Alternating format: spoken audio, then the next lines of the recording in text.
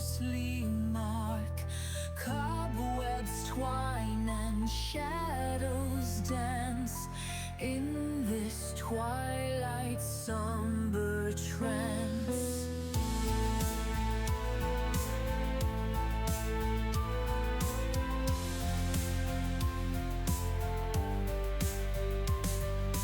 Candles flicker, weary wicks, ancient echoes, time's cruel tricks.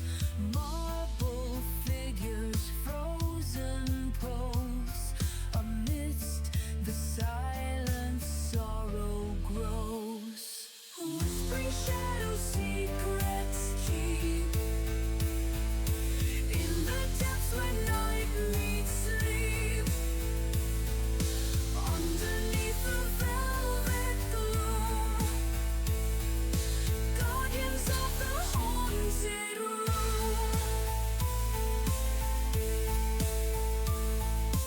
Chandeliers in crystal tears reflect forgotten yesteryears, softly chanting distant cries. Through the arches sorrow sighs. Gargoyles watch with stony gaze, guardians of endless maze. Pipe organ's breath begins to rise, filling air with mournful ties. Whispering shadows, secrets keep in the depths where night meets sleep. Underneath the velvet gloom, guardians of the haunted room.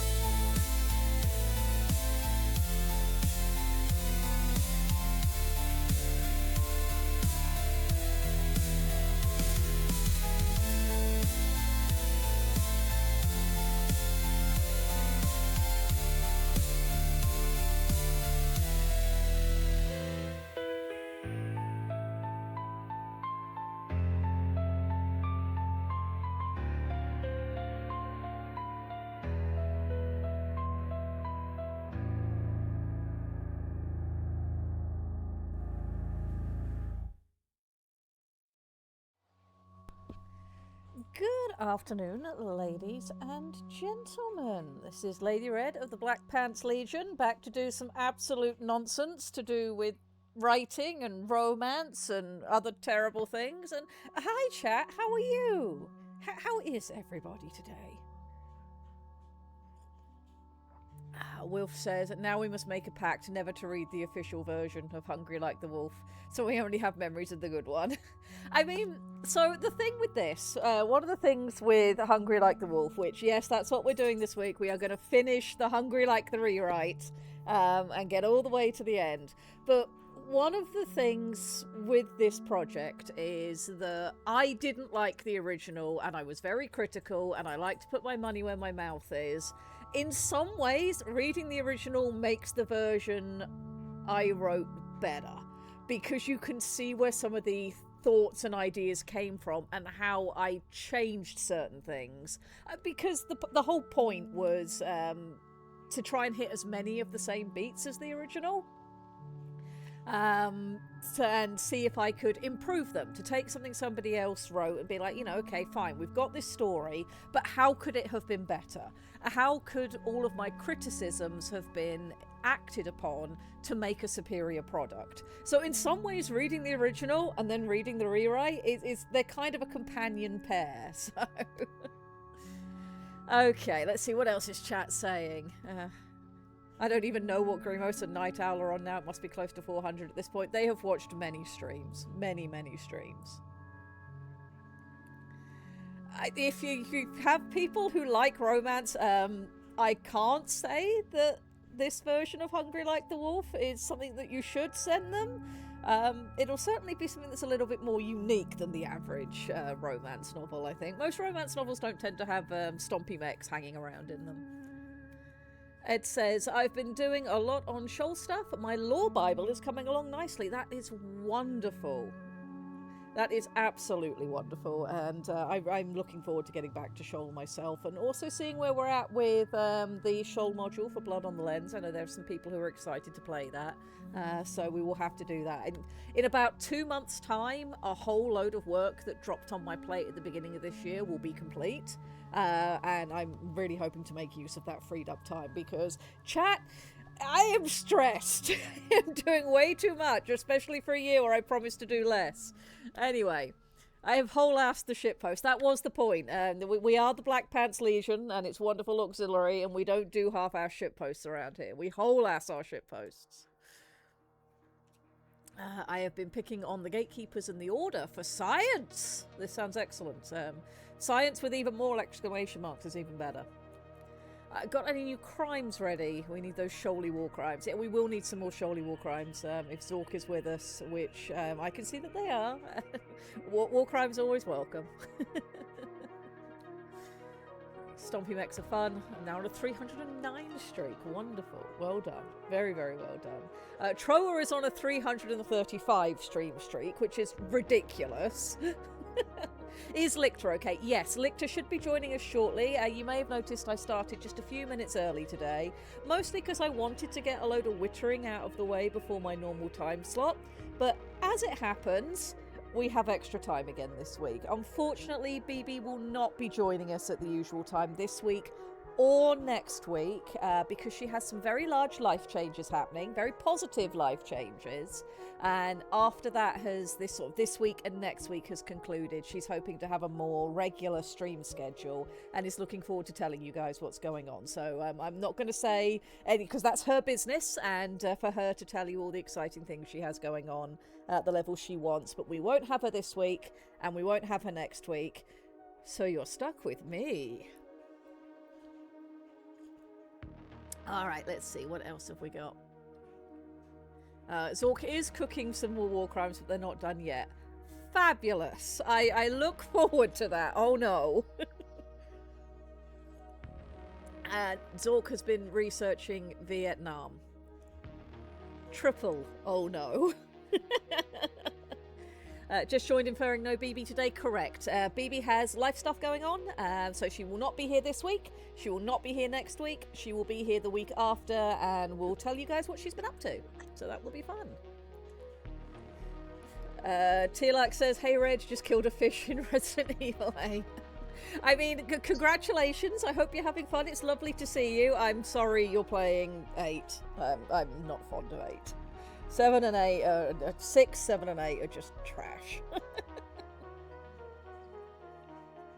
We wish her the best and hope it goes well. We will be here when she gets back. Fabulous. You know what? I'm going to screenshot that and drop that into the admin channel so that she knows that you guys are thinking of her. There we go. That has been done. Now, am I hearing the background sounds of a lictor? I think I might be. Who, what, me? No, of course not. Never. We have a lictor. We found him. He's snuck in while we weren't looking. I was always here. Chogorath has never been a tomb world. And this is a reference. That is fair. We have extra time this week, so my sort of, I'm going to get on, I'm going to get the wittering out the way, and we're going to read. We're not under any pressure anymore. We have BB slot, so I'm just going to take it nice and chill this week. We'll see where we get to. Zork says, unfortunately, I got to bounce early, got work tonight, and my criminal ass is tired. Please get some sleep. Yes, sleep. We have been made aware that humanoid beings are in requirement of the sleepage. Yes, the off time is required. Commence. I had a day this week where I was able to catch up on missed sleep, but not because I wanted to. We had a power cut. I got up. I was going to have a really productive work day. I had all of my stuff laid out. I knew what I was doing. got up, sat down at the PC, I got 10 minutes into all of my setup and waking up and drinking my tea, and some idiot crashed into a critical power junction on the island, and nearly 3,000 people lost power until 4 p.m. So I just curled up on the couch and went to sleep with the dogs for the day. But it means I'm horrendously behind on work this week because I lost that day. And then my tablet has decided it just doesn't want to play fair. I can't find my spare pen nib, so I've had to order new ones. It's been a week, as it always is. How's your week been, Lictor? I've been busy in my part-time job. Ah. Oh, it's as long as you're doing your bestest. and I've been wrangled for extras. But, world's willing, I might actually get some time off, so I'll stop working 2 shifts, 2 jobs. My part-time job really isn't that. It really isn't enough of a part-time job. Mm-hmm. And I also have my job. I hope you get that time off. I very much hope you get that time off. So I'm going to check in with chat. Is Lictor coming through loud, etc., and normal for you guys? He's a little bit quiet on my end, but I also don't want to deafen people. So let me know how audio is before we start doing nonsense this week, chat. Orksai says, I now have a fully functional Linux PC, so now I can get gaming again after my 11-year-old PC finally died. A PC that lasted 11 years is very impressive. What you're saying, Red, is that we need to make sure the power goes out on your island more often so you can get more needed time off.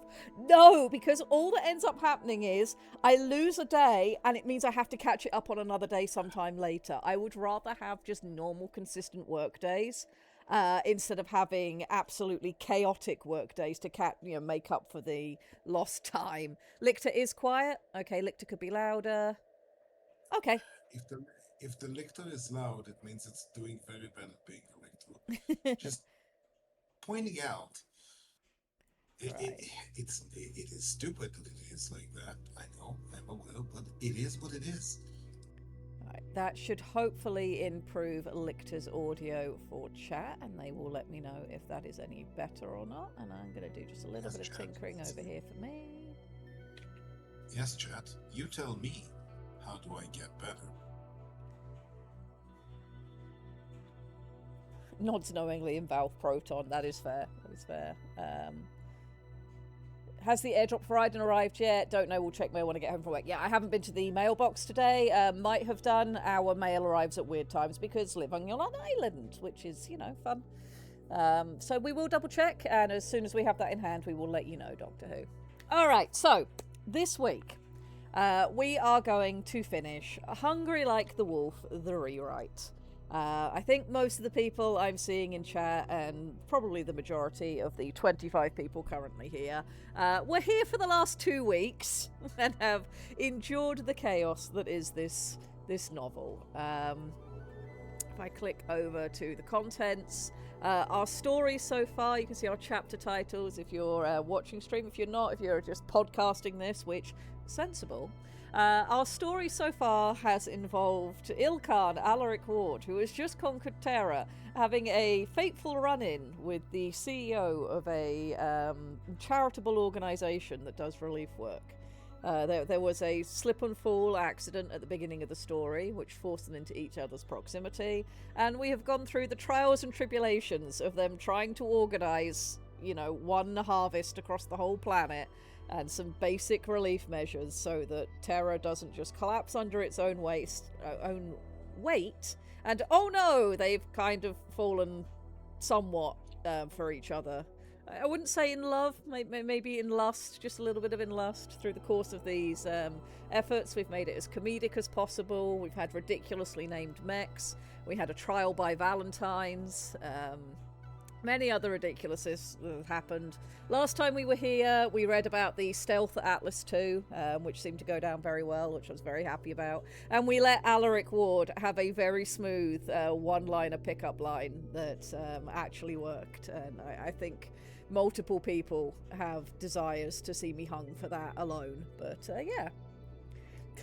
Doctor Who says, "How dare you make me like a Mary Sue?" And Alaric Ward. Yes. Yes, we have smooth Alaric Ward in this book. We are allowed likable heroes. What we're not allowed is stupid heroes. Well, we have had a little bit of stupidity in here because there were some road bumps from the original that I just couldn't find a way around that made all of the sense. It had to be a little bit stupid. You managed to charm Chet into liking Sebastian, okay? Yep. People have accused me of making Alaric likable. People have fallen in love with Sebastian the Ficus. And I think I also got accused last week of writing a strong, independent female character, like, legitimately.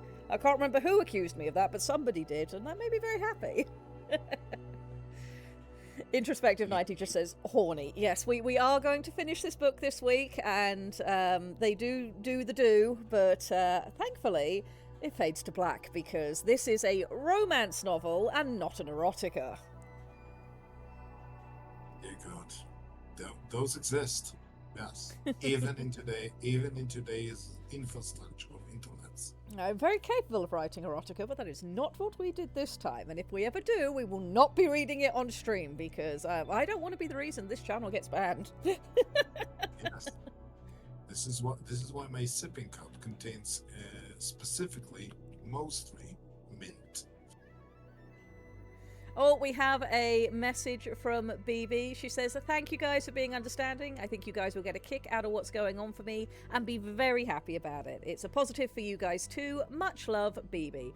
She's right. I'm not going to reveal anything because that's absolutely hers, and I'm very excited for her to tell you guys whatever it is she chooses to. But BB is doing fine. She's just very busy, and yes, send her all of your love, and she'll be back in 2 weeks. Not this week, not next week, the week after.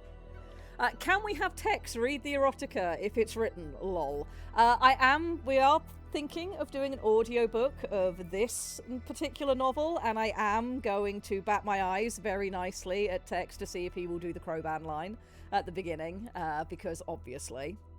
We do have the promise from the last meetup that the next erotica I write, Tex will copy edit it. So if nothing else, we are going to inflict terrible writing on Tex at some point, and it's his own fault. Definitions. Probably be Real Housewives of Solaris 7, if I'm entirely honest. Yeah, I remember. I will remind you. I do not have many qualities. One of those that I do possess is a fine memory for stupid shenanigans. And by the Ilkhan's beard, is that a stupid shenanigan? This will be glorious.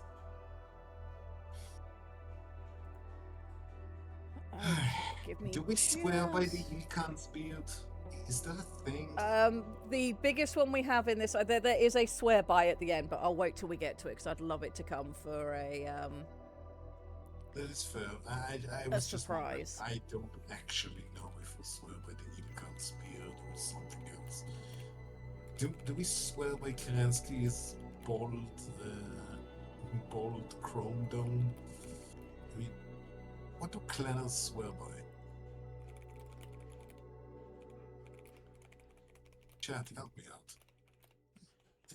I will be with you in just a second. A very brief work thing has come in that I just want to answer, and then we will do some reading.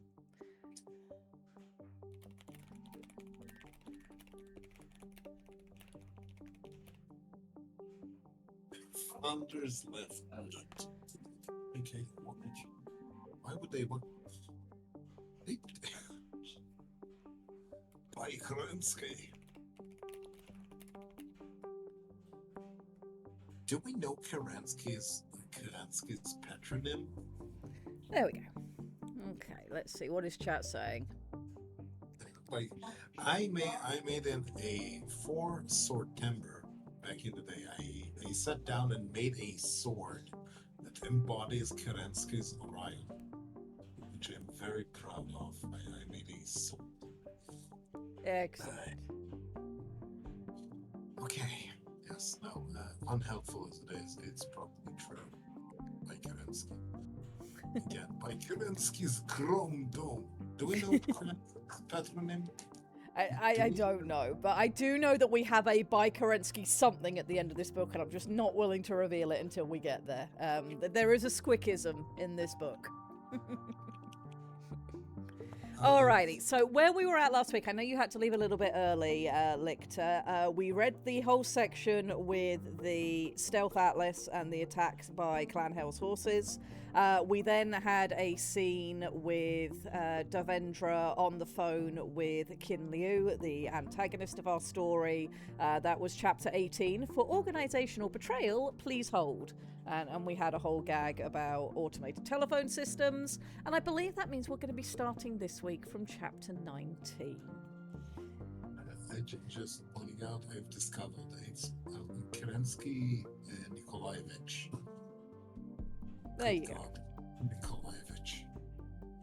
Okay, yeah, never mind. Okay, yes, my Soviet my Soviet brain has been satiated.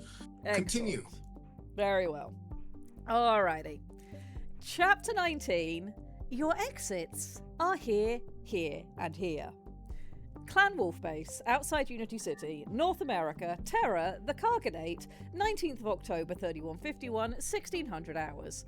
I am out of commentary. Be free, dear reader. Why are you even still here? Why are you here, chat? Why, once again, have you come to this nonsense? The parade route looked beautiful on the wall. That, Davendra thought, was the first warning sign. Projected in pale lines across the main tactical display, the planned Harvest Festival route traced a broad ceremonial loop through the restored outer districts north of Unity City. It touched the edges of repaired agricultural land, a reopened processing corridor, and the first fully rebuilt municipal transit line. It curved past scenic parks and the tomb of the Cameron dynasty, now made elaborate and also housing the remains of Alexander Kerensky, interred by wolf hands. Green overlays marked public viewing sectors. Gold lines marked camera coverage. Blue icons showed refreshment points, temporary aid stations, and the approved locations for local dignitaries, media teams, and invited farm families. It looked polished, intentional, almost hopeful. It also looked very easy to bleed on. Davendra stood at the long command table with a folder tucked under one arm and watched Ward's operations staff move around the room in controlled loops of efficiency. Vickers stood opposite her, one hand braced against the table, datapad live. Ward stood at the route display itself, one shoulder turned towards the room as an intelligence officer finished summarising projected threat vectors. Highest probability remains opportunistic disruption along the southern turn, the officer said. A good line of sight from the upper transit works and reasonable access to utility tunnels. Ward nodded once. And if they avoid the obvious? The officer looked to the side display and flicked through possible alternates. Then they are more likely to pressure the western agricultural access lane where public density rises but security expectation is lower. Davendra listened in silence. There were 11 people in the room, not counting her. Half a dozen officers, 2 logistics aides, Vickers, Ward, and one exhausted-looking communications specialist who had clearly not expected a humanitarian executive to be standing in on a military briefing and was trying very hard not to show it. She also noticed, with increasing certainty, that Ward and Vickers knew something they were not saying. Not to her, not to the room, not to anyone. It was not in their faces. Both were too disciplined for that. It was in the shape of their agreement, in the little absences, in the way Vickers let one projected risk area sit on screen a fraction too long, then moved past it. In the way Ward asked about timing, but not one specific deployment question she would have expected him to care about if he were planning to take his own place in the parade exactly as advertised. They were withholding something. Good, Davendra thought grimly. That at least meant they were still sane. The intelligence officer stepped back. Ward turned from the display. Dr. Elstone. No one in the room looked particularly thrilled by the use of her title in this setting, but no one objected either. She had, after all, now accumulated the baffling distinction of being the civilian in this command structure whom the First Lord kept asking follow-up questions. I know what your analysts expect from the parade, as well as my watch officers, he said. What do you expect from Qin Liu? There it was. No easing in, no condescension. Just the question that mattered. Davendra set her folder on the table and opened it, though most of what she needed was already in her head. She won't treat this as a military target first, she said. Not in the way your officers are thinking. One of the intelligence staff bristled almost imperceptibly. Ward did not. Continue. Davendra stepped towards the display and gestured towards the route. If this was simply about damaging Clan Wolf, she said, then yes. Visibility, elevation, choke points, symbolic structures. But Liu doesn't think like a frontline commander. She thinks like a disaster administrator. That got the room's attention. She triages pressure, Davendra continued. She identifies where systems fail under strain, and then she forces that failure to spread. She doesn't hit what is strongest. She hits what becomes expensive to save. She pointed towards the Western Agricultural Line. The crowd here matters because of movement. Families, media, invited locals, soft perimeter confidence. If she can force panic, she isn't thinking about casualties. Instead, she gets obstruction, delays, civilian bodies in motion, confused officials, clashing priorities. The opposite of what she's normally trying to calm. Ward's gaze sharpened. Yes. Davendra moved her hand slightly lower. And here, the processing corridor. If she disrupts that while your public imagery is focused on renewal, she creates a contradiction. Not just violence, embarrassment. Normally, this is where she would be triaging public response and opening avenues to elicit donations. Here, she will encourage the chaos. One of the aides murmured something under his breath about administrative sabotage and immediately looked sorry he had done so out loud. Davendra continued as if she had not heard it. Qin won't need everyone to die. She only needs the footage to look like your order failed at exactly the point it claimed to exist. Ward folded his arms. And where does she stand? Davendra hesitated. Not because she did not know. Because she did. Not where we first expect, she said. Vickers looked at her. Davendra met the look and kept going. She used to set up dual command points during disaster response, she said.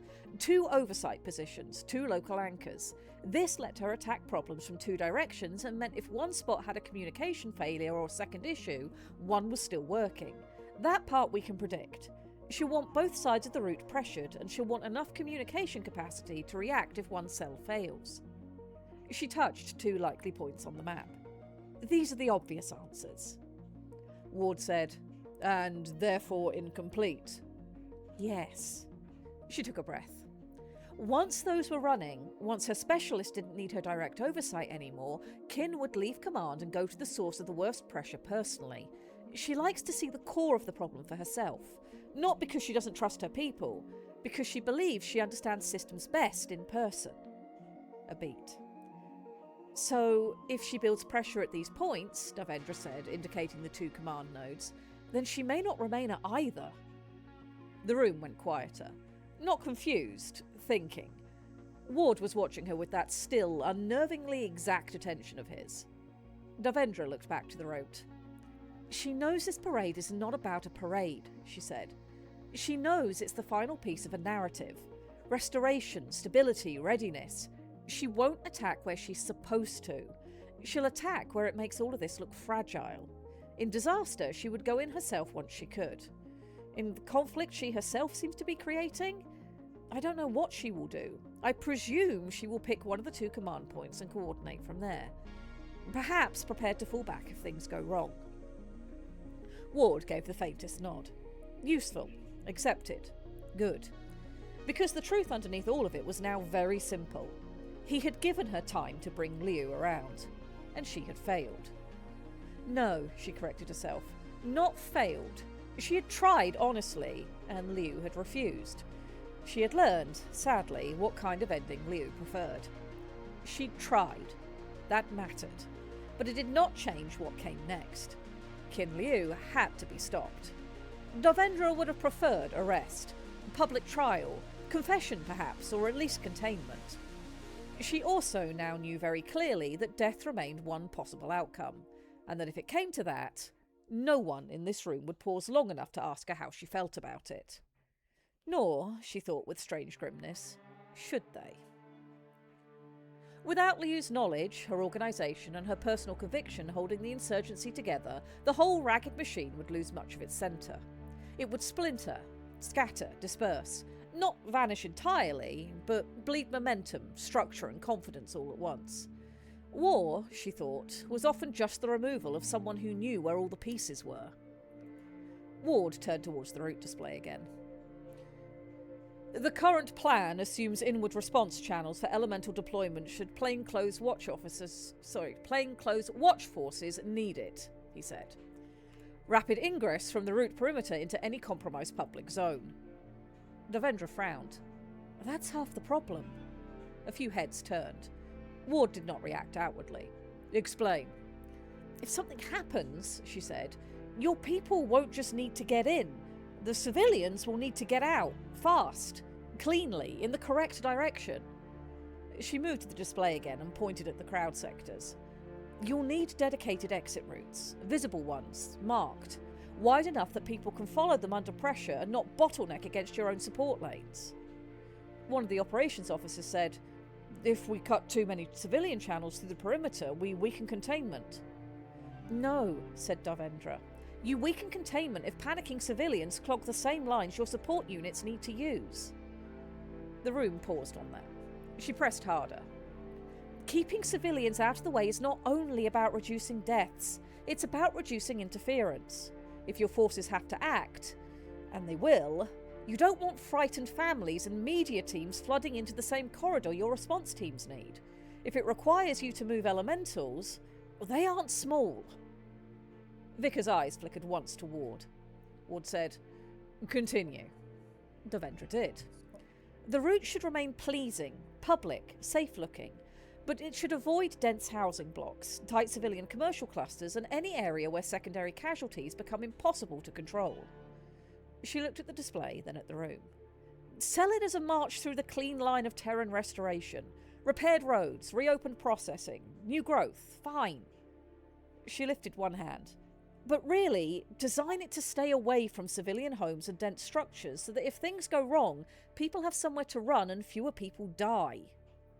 The communications specialist, who had probably never expected to hear a relief executive explain casualty corridor logic in a military briefing, made a small involuntary sound that might have been admiration or concern. Ward looked at the route for a long moment. Then he said, do it. The operations staff moved at once. Route overlay shifted. New channels were drafted. Crowd sectors widened in some places, narrowed in others. Evacuation flows appeared in pale green, branching away from the central line, while support ingress lanes remained sharper blue and deliberately separate. Red marks, which she had been informed represented members of Clan Wolf's Watch and thus intel, redistributed through the expected crowd gatherings. Davendra watched the map change and thought, not for the first time, that the difference between relief work and war planning was often smaller than either side liked to admit. Ward stepped back from the display. Elementals are reassigned, he said, not concentrated in the parade corps.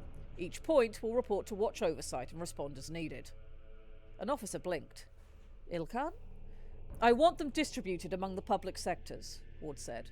Veteran watch officers attached to each one.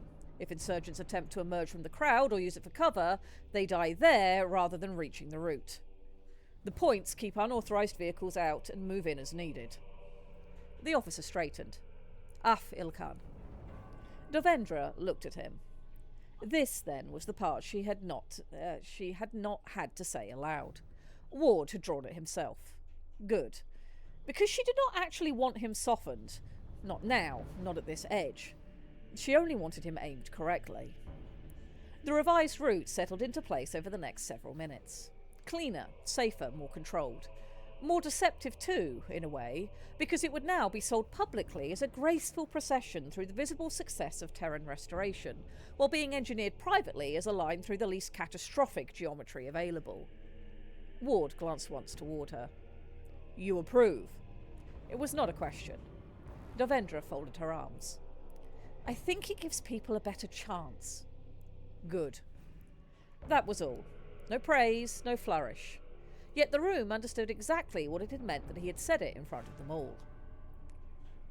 Vickers began issuing the next sequence of adjustments. The northern public sectors get broader egress. Medical support is staggered every second route break. Local stewards brief for civilian channel control. No decorative barriers that become dead weight under pressure. One aide actually wrote that phrase down exactly as she had spoken it. Devendra tried not to look too pleased with herself. Tried and failed, perhaps, because Ward's attention rested on her for one beat longer than necessary, and she had the acute and entirely unhelpful sense that he knew precisely how much satisfaction she was deriving from being correct in a room full of military planners. The briefing ran another 20 minutes after that. Enough for details, enough for route proofs, enough for Ward to continue looking as though he was exactly where he was supposed to be, while somehow still not asking a single particular question about the central parade machine disposition. Not his Savage Wolf, not his position, not the specifics Devendra expected. Whatever he and Vickers were withholding, they continued to withhold it. At last, the meeting broke. Officers scattered with new route files. The aides took updated public notes for the official release language. The communications specialist left carrying enough revised maps to fuel 3 migraines and 1 permanent personality shift. Devendra remained by the table gathering her own papers. Ward had stepped to one of the side displays, hands clasped behind his back, watching the route cycle through its final approved form. First Lord, she said quietly. He looked over. You gave me time. Yes. She won't stop. No. There was no judgment in his answer. No, I told you so. Just fact. Devendra nodded once. Then I accept the only option left is yours. That changed something in his face. Not victory, not satisfaction. Recognition, perhaps. You would prefer she lives? Yes. Ward inclined his head. That remains possible. Not promised, possible. That was as much as she would get from him, and more than she had expected. Devendra set the final file into order. If she dies, she said, the insurgency splinters.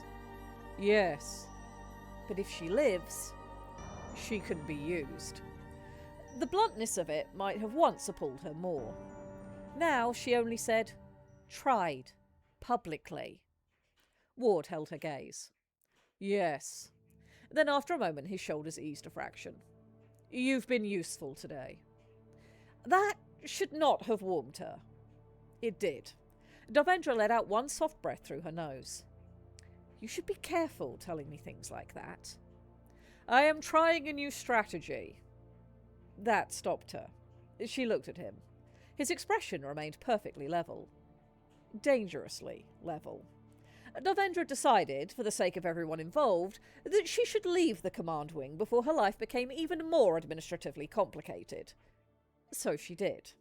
And as she stepped back out onto the base road, where the afternoon sun lay warm across concrete and some poor technician in the distance was still apparently using the remains of the Atlas II as a temporary workstation, Devendra understood with sickening clarity that the route was set, the crowd would gather, and the world would soon get exactly the finale it had been promised. She only hoped she could still face who she would be on the other side of it, once the first shot was fired. And that is chapter 19. How are we doing, chat? Excellent. Excellent. It is all coming together. Building up steadily. Yes. I like the fact that essentially Ward says mostly yes and very little else. Yes.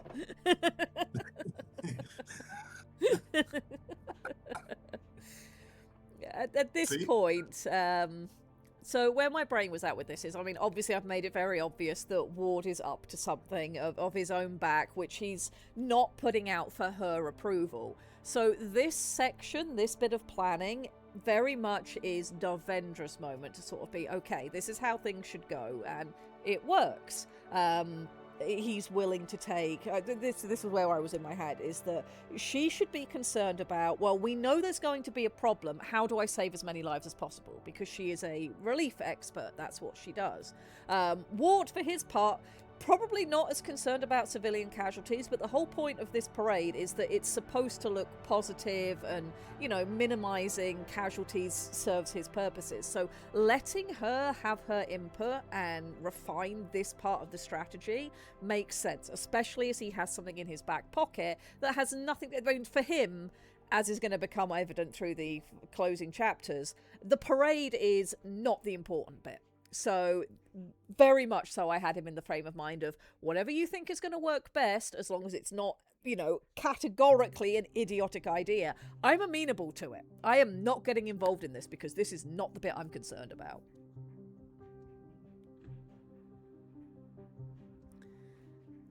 Wilf is bringing up another thing that, yeah, Wilf says that was good. Ward should be smart enough to know to praise in public and criticise in private, and that chapter showed that well. Yes, that is a very good management technique for many, many industries.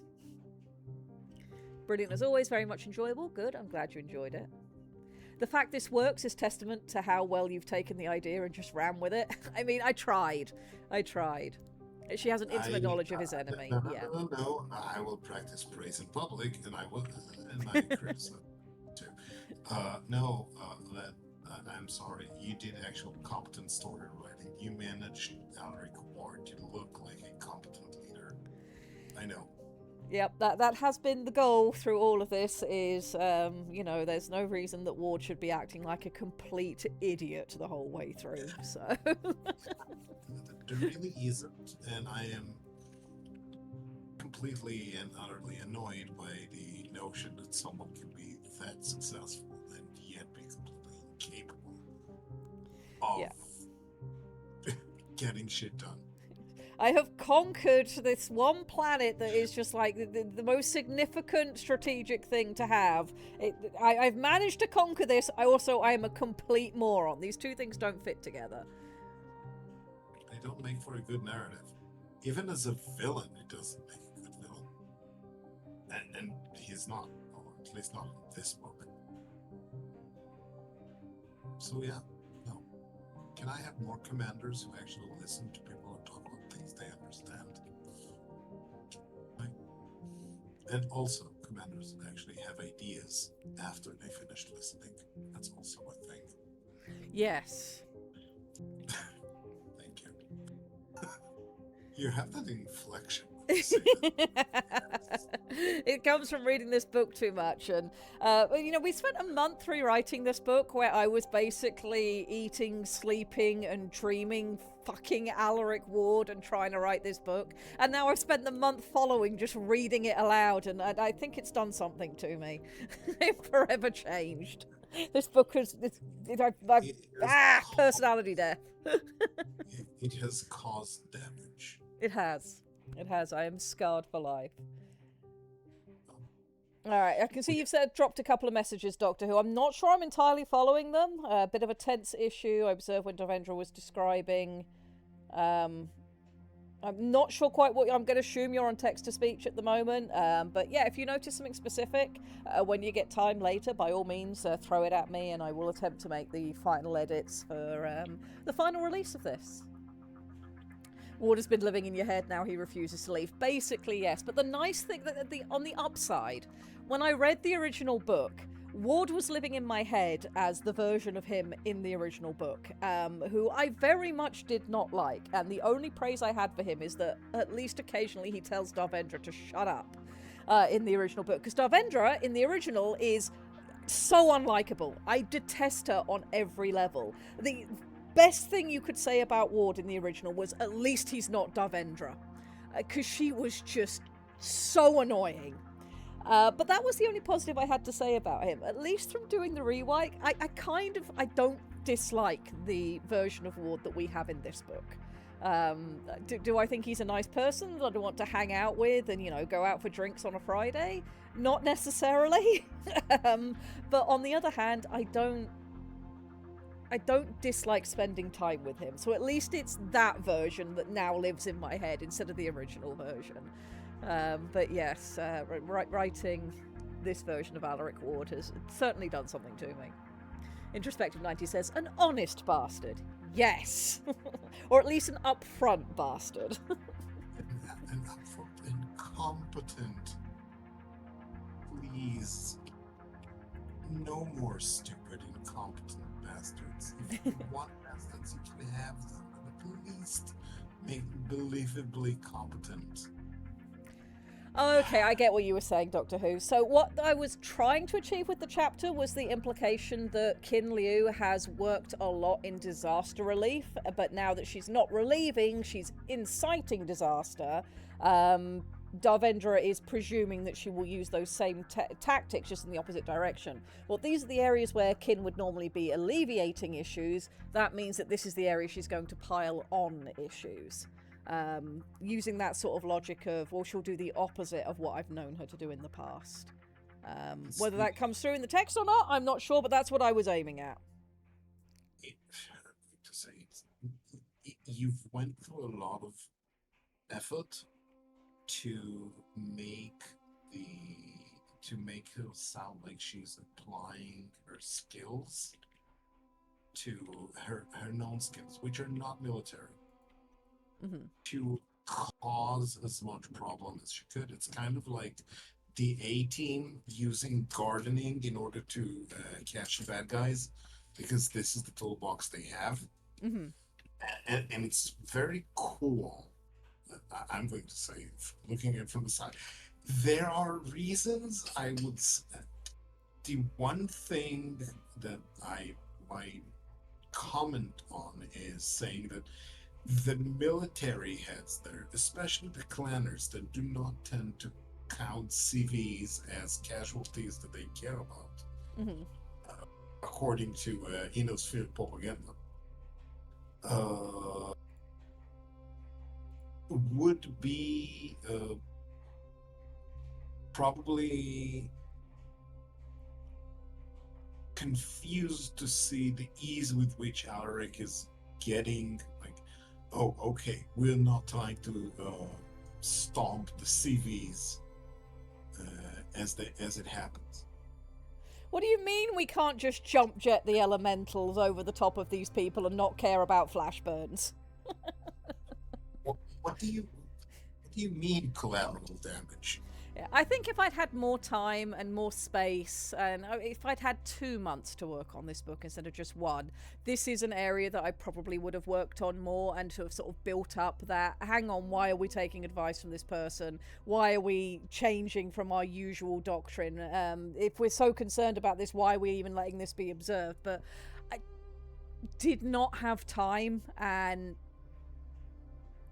this doesn't hit specifically something from the original book. This is an inserted section, but the reason that this section exists, and I have this inserted section, is to justify a really stupid thing that happens in the original book, and to try and bring... So, okay, in the original book, when Darvendra realizes that Kin Liu has been stealing money from Crescent and Cross, which is not what happens in my version. She's not stealing money, she's stealing assets, and it's done in a much more clever way. But in the original book, she's just literally siphoning funds to pay for mercenaries to attack Clan Wolf.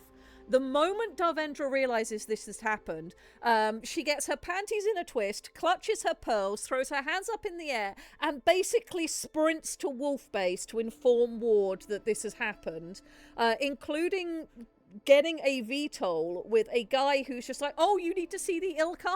By all means, hop in my VTOL. I'll take you straight there. And nobody asks any questions. And she turns up just in time to find Ward tinkering with his mech, right as Kin Liu's forces turn up to attack Ward, and she's then in the mech for the final fight. Which is just so many contrivances stacked on top of each other. I assume the Pell does not know what anti-air defenses are. Indeed, and that's one of the things I've injected into my version of this book is anti-air doesn't exist in the original book at all. And while I don't have the world's hugest amount of dedicated anti-air in this book, we do at least have some, and we do have anti-missile systems, which while I was writing this involved me having about an hour rant to Aiden about chaff and just the Battletech's technology and how you can have certain things that everyone just accepts as fine and normal and certain other things that you would expect to exist just don't. And regardless, it was a month. It was a month.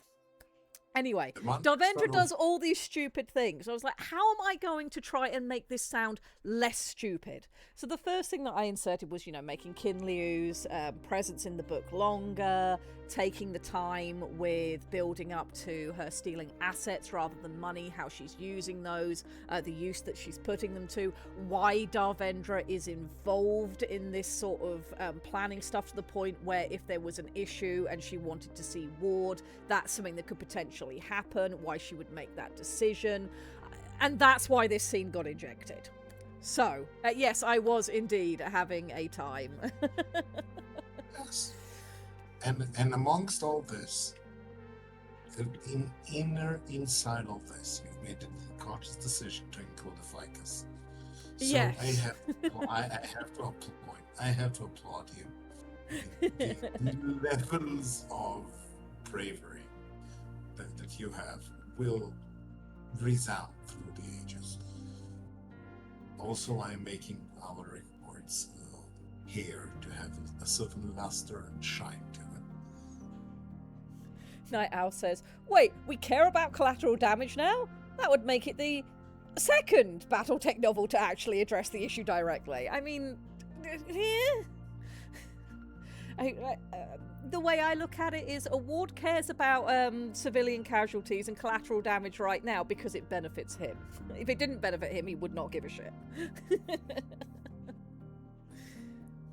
I will keep my silence. Yes. I'm not trying to pretend, even in my own head, that Ward is a nice guy. Not even in, /nice guys meaning, but just, he's not necessarily a pleasant man. It doesn't have to be. He has to be a competent commander, and these Yes. two things do not often No. ride in the same carriage. I am sorry, they do not take the same carriage. They do not go to Wembley to party together. So that's where we're at with this chapter. But yes, very much so I take on board the criticism given, and it is an area that categorically needs work. One of the issues, I mean, if I was writing this book from the ground up and wasn't trying to hit the beats somebody else already hit and to show what I would do better with them, and I was just writing my own narrative, this scene probably wouldn't ever exist in its current form, because neither would the whole Darvendra goes running off, arms flapping to find Ward the moment there's a problem, because that just doesn't make sense. That's not how these things go. But that is a problem. That is a story beat that I wanted to make sure I included, so that if you do have to have this story beat, if somebody gives you something, then it's like, we have to hit these points. How can you work with it? This scene got inserted, and yeah, it could be better, but it's probably not as bad as it could have been. and it's good. And it's good. Alrighty. Shall we do chapter 20? I think chat is literally chomping at the bit. They're doing their best Bond's imitation. They want to kick someone like goddamn gold ship. Let's go. Chapter 20, Not the Wolf's Head. Harvest Parade Route, Unity City Outer Districts, North America, Terra, the Carganate, 26th of October, 3151, 1540 hours. The parade was, Darvendra had to admit, pretty good. 40 minutes in, and she conceded it was fun, so long as you didn't think about the fact the machines at the centre of it had been engaged in active war barely 6 months earlier. That was the first problem. The second was that it looked exactly like the sort of event Kinliu would hate enough to set on fire. Autumn had finally settled properly over the outer districts, painting the restored line of the route in copper, gold, and a kind of clean, hard sunlight that made every flag and polished metal surface look more intentional than perhaps they deserved. The roads were lined not only with the expected crowd barriers and media platforms, but with visible evidence of recovery. Rebuilt municipal carriers, local utility rigs, fresh signage, and, because apparently someone in Clan Wolf had decided subtlety was for the weak, a full ceremonial display of reclaimed agricultural and industrial mechs standing in rank lines along the safer open sectors. Some of them now had names painted openly on their flanks. Not official designations, not military serials, names. Davendra stood beside James near the first major viewing sector and stared at one bright restored agrimech in particular, and read the fresh industrial stencil along its side for a second time just to be sure she wasn't hallucinating. Crop Chopper Supreme. She closed her eyes. No. James, who had been following her line of sight with all the fatalism of a man who had long ago accepted that civilization sometimes developed in deeply regrettable directions, said, "Apparently yes." The second mech behind it had been repainted in cheerful field colours and labelled Captain Scoopy. A third, bulkier industrial frame bore the significantly less reassuring title, Soil Reaper. Davendra opened her eyes again. "This is a military parade." James nodded. "Yes, but parades are also for fun." One of the local children near the barrier pointed directly at Captain Scoopy and asked his mother whether it was a hero of the war. The mother hesitated just long enough to imply there would be embellished conversations in that household later. Davendra put one hand over her mouth and tried not to laugh. Tried. Failed. The crowd itself had none of the looseness of old festival days, not really. It was too curated for that, too supervised. But it was still a crowd of Terrans seeing not just military hardware, but the visible proof that roads had reopened, crops were moving, and the world, however imperfectly, had resumed some recognisable shape. Children were on shoulders. Vendors had been allowed into designated side pockets with strict permits and stricter inspections. Someone 3 rows down had managed to acquire paper festival pennants in the old city colours and was trying to sell them as commemorative keepsakes with enough confidence that Davendra suspected a thriving side business in fraud. The message of the day was unmistakable. Terror was whole. Terror was standing. Terror was no longer simply surviving. And leading the parade line, exactly where it had to be, strode Ward's Savage Wolf. At least, that was what everyone believed. Davendra had been watching it for 10 minutes already. James noticed this after approximately 3. "You're staring." "It looks wrong." He followed her gaze to the mech. The Savage Wolf was immaculate. Armour polished where it could be, battle scars repaired but not hidden, banners and line escorts framing it with all the care of a state portrait pretending to be a war machine. "It looks like a battle mech," James said. "It looks like his battle mech." "Yes, but wrong." James considered that. Then, because he was a deeply irritating man who sometimes became even more irritating by being useful, said, "Not damaged wrong." No, that was just it. It wasn't damaged. It wasn't limping. There was no visible scoring, no drifting gait, no sign of sabotage or hurried repair. It moved with confidence and control. And yet... Davendra narrowed her eyes and watched it again. The rhythm, the angle of the head, the way it took the turn through the first open boulevard. A fraction too smooth? No, not smooth, that wasn't it. A fraction too... She couldn't find the word, which annoyed her more. On the reviewing towers and temporary media stands, commentators were doing their best to speak with conviction over the rolling force of mechs, music and crowd reaction. On one large overhead screen, the feed alternated between aerial shots of the procession, public reaction, and carefully selected close-ups of Clan Wolf's restored machines marching in symbolic unity with local civic vehicles behind them. Everything was plastered in the livery of the restored Star League. Unity. Useful. Reassuring. A little absurd. Perfect. Devendra looked away from the savage wolf at last and forced herself to scan what mattered more. Sector stewards, exit channels, medical tents, the little breaks in crowd density where Ward had reordered the route so civilians could be moved fast if needed. And, more subtly, the people placed among the public sectors who did not belong to the public at all. Watch officers in plain parade support uniforms or civilian dress. Elementals nowhere near the central line and therefore exactly where they needed to be, just out of sight. When the trouble came, it came exactly where expected. A small surge in one of the western viewing sectors. Not panic, not yet. More like a knot of disruption, a shouting match, then a thrown object, then a pair of would-be provocateurs deciding too late that a civilian crowd, under Ward's current parade design, was in fact under very close scrutiny. They were removed with terrifying efficiency. Most of the crowd never even understood what had happened. One moment a bottleneck, the next, motion resumed and the overhead cameras had already cut to a different angle, where children waved pennants at a line of local transport carriers decorated with harvest ribbons and very earnest municipal optimism. Devendra felt no satisfaction in being right. Only tension, because the expected trouble was being handled too well. The southern route bent near the restored utility corridor. Another incident, again contained. Again fast. One of the command updates ran across the lower edge of the security-only public feed available to approved officials.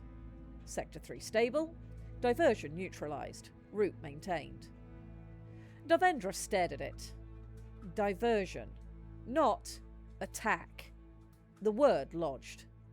Beside her, James had gone still in the very particular way of a man trained to notice pattern shifts before they announce themselves properly. "You're doing that thing," he said quietly. "What thing?" "The one where you look like you found a problem and resent it personally." Devendra did not answer.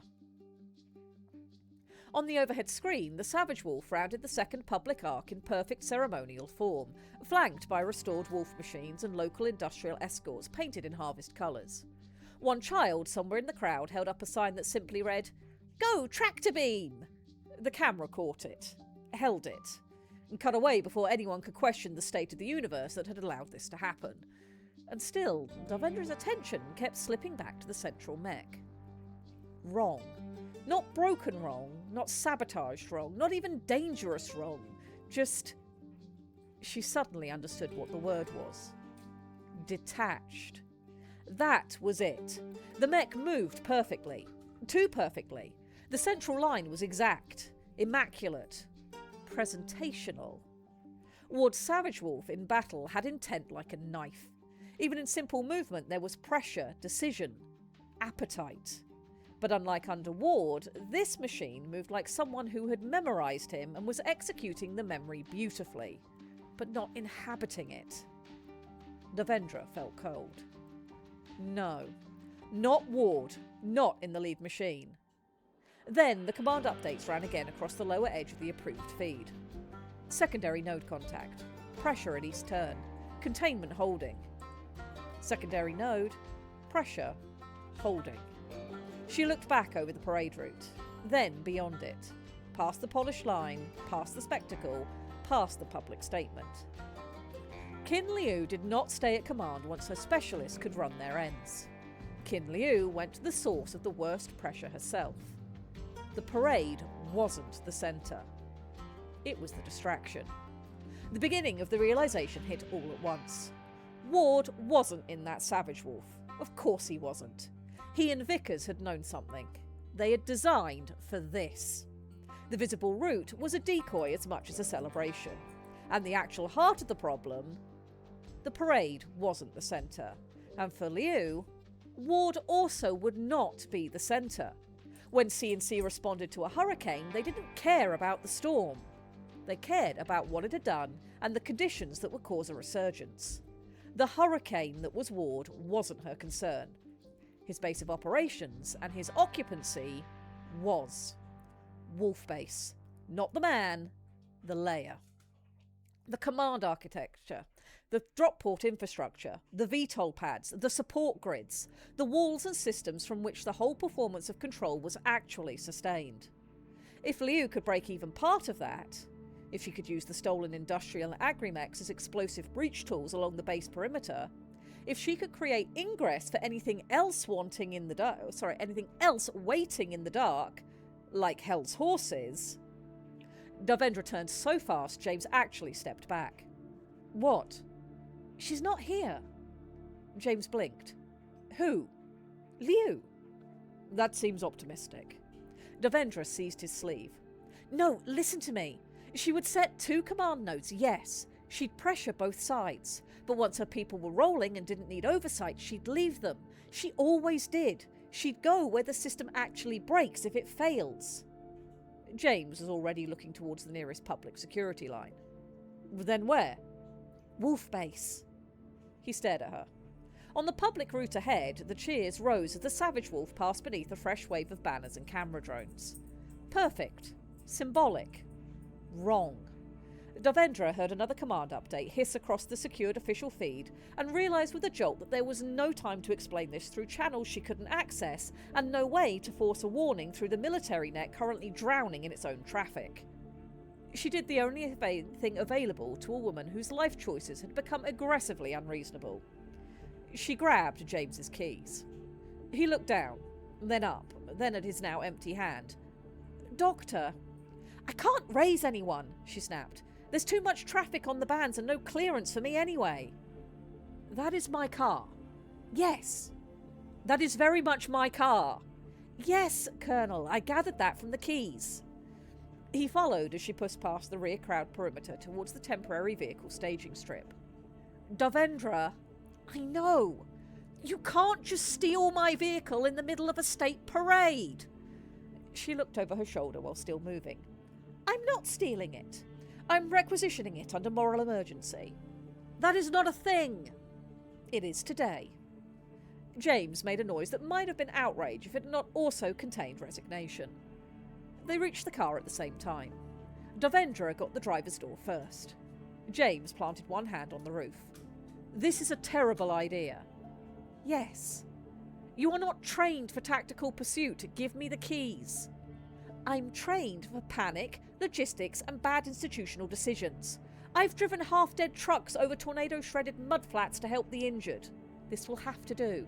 Go and find Vickers. Someone has to get through to command, or at least hail the base. The parade thundered on behind them. Music, engines, public announcement, crowd noise, and all the performed certainty of a world trying to believe itself stable one final time before being tested. James hesitated, then leaned down towards the open window as she started the engine. If you crash my car, I will die apologetic.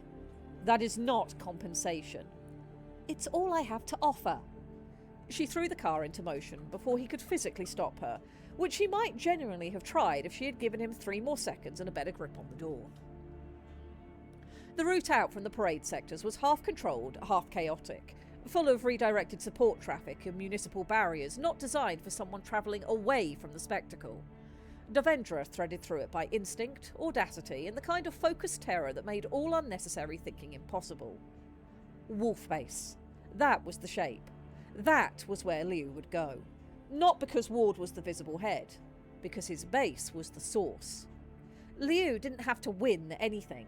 All she had to do was use any amount of the things she'd appropriated to blow a big enough hole in the walls that the media, and Ward's other enemies, couldn't help but notice.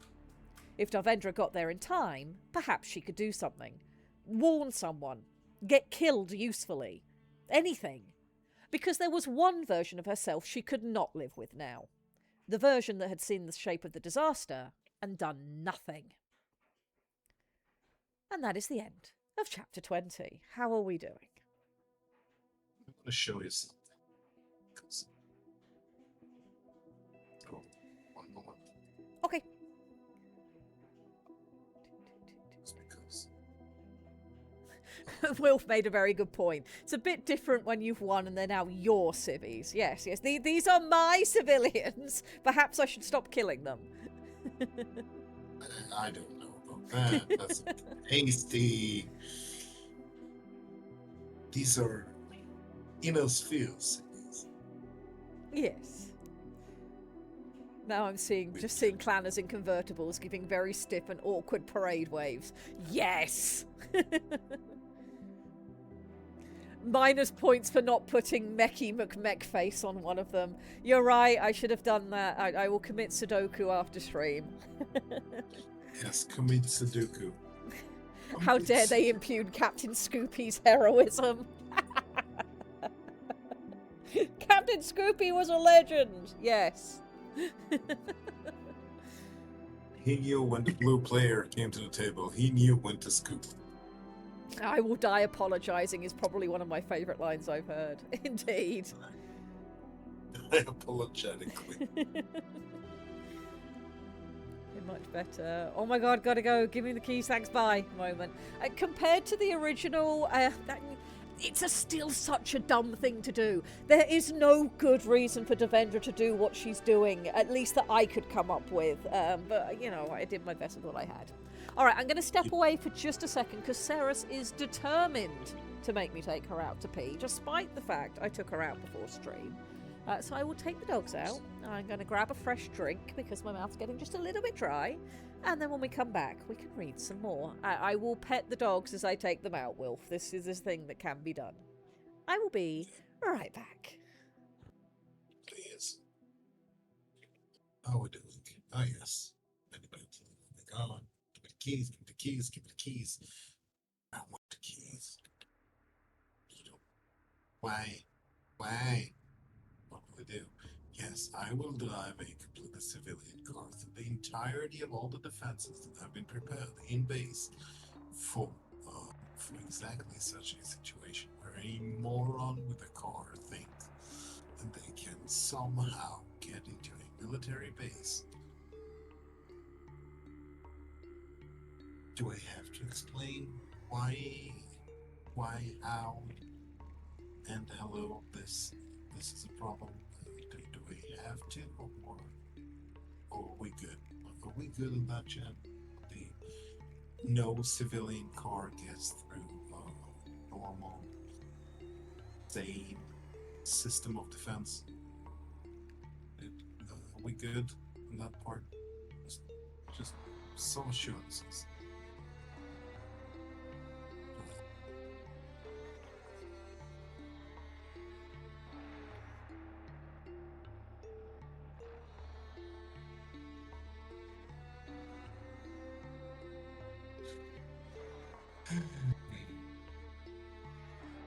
What a week. Heavens above.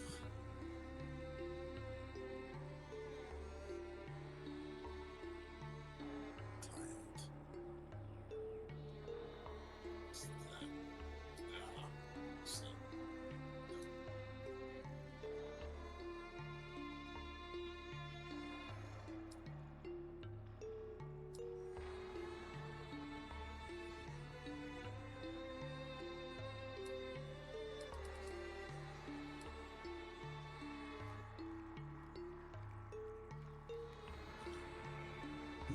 There's 43 of us here.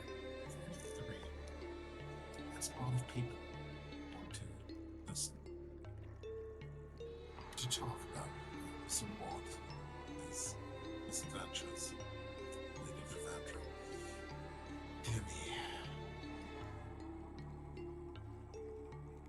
Insane doesn't even begin to describe it. Here we are. Here I am, committing shading to, because I sincerely have, I had made the commitment to do a drawing, the cover for this book, and I did. I'm working on it. Not slowly, but I did it. I have returned. And I am working on it. What are we working on? The cover. Oh, yes. I've sent you a little bit of it, and it's getting somewhere. So it is. Would you like me to show chat? I don't know. Do you want to show chat where it is right now? Oh, we can always let chat decide. Would you guys like to see where we're at?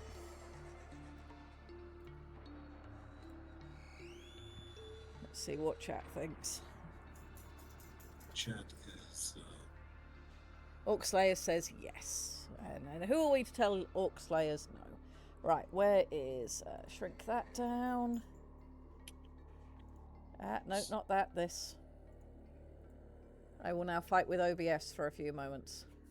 Yes, fight with OBS. OBS deserves to have a fight on their hands. They have done us a bad turn, and they should be punished severely. Okay. Hello. Pip, do you mind? Oh my goodness. Puppies. Puppies, why? First and foremost. There we go. There is the image with where we are currently at. Babies, this does not work. So Anka was laying on my hip and Pip has just shoved her out of the way.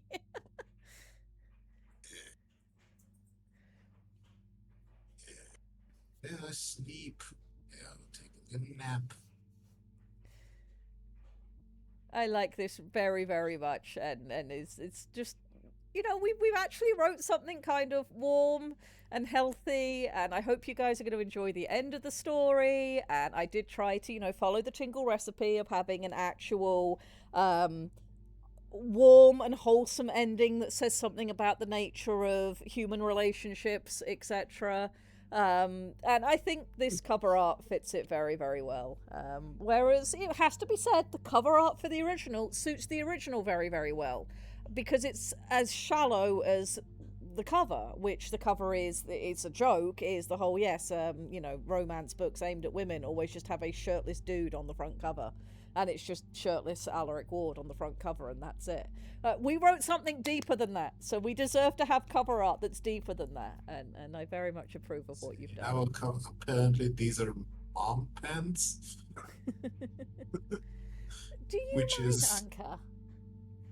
Of course she minds. You're not giving her your entire attention at all, ever. What has happened is because her dad has stolen the spot she was laying in, she has now jumped up onto the top of my chair and is laying on the backrest and helping out by licking my hair for me. Thank you, baby girl. Are you good? Are we okay? Are we done? The only question that remains here is how are they fucking?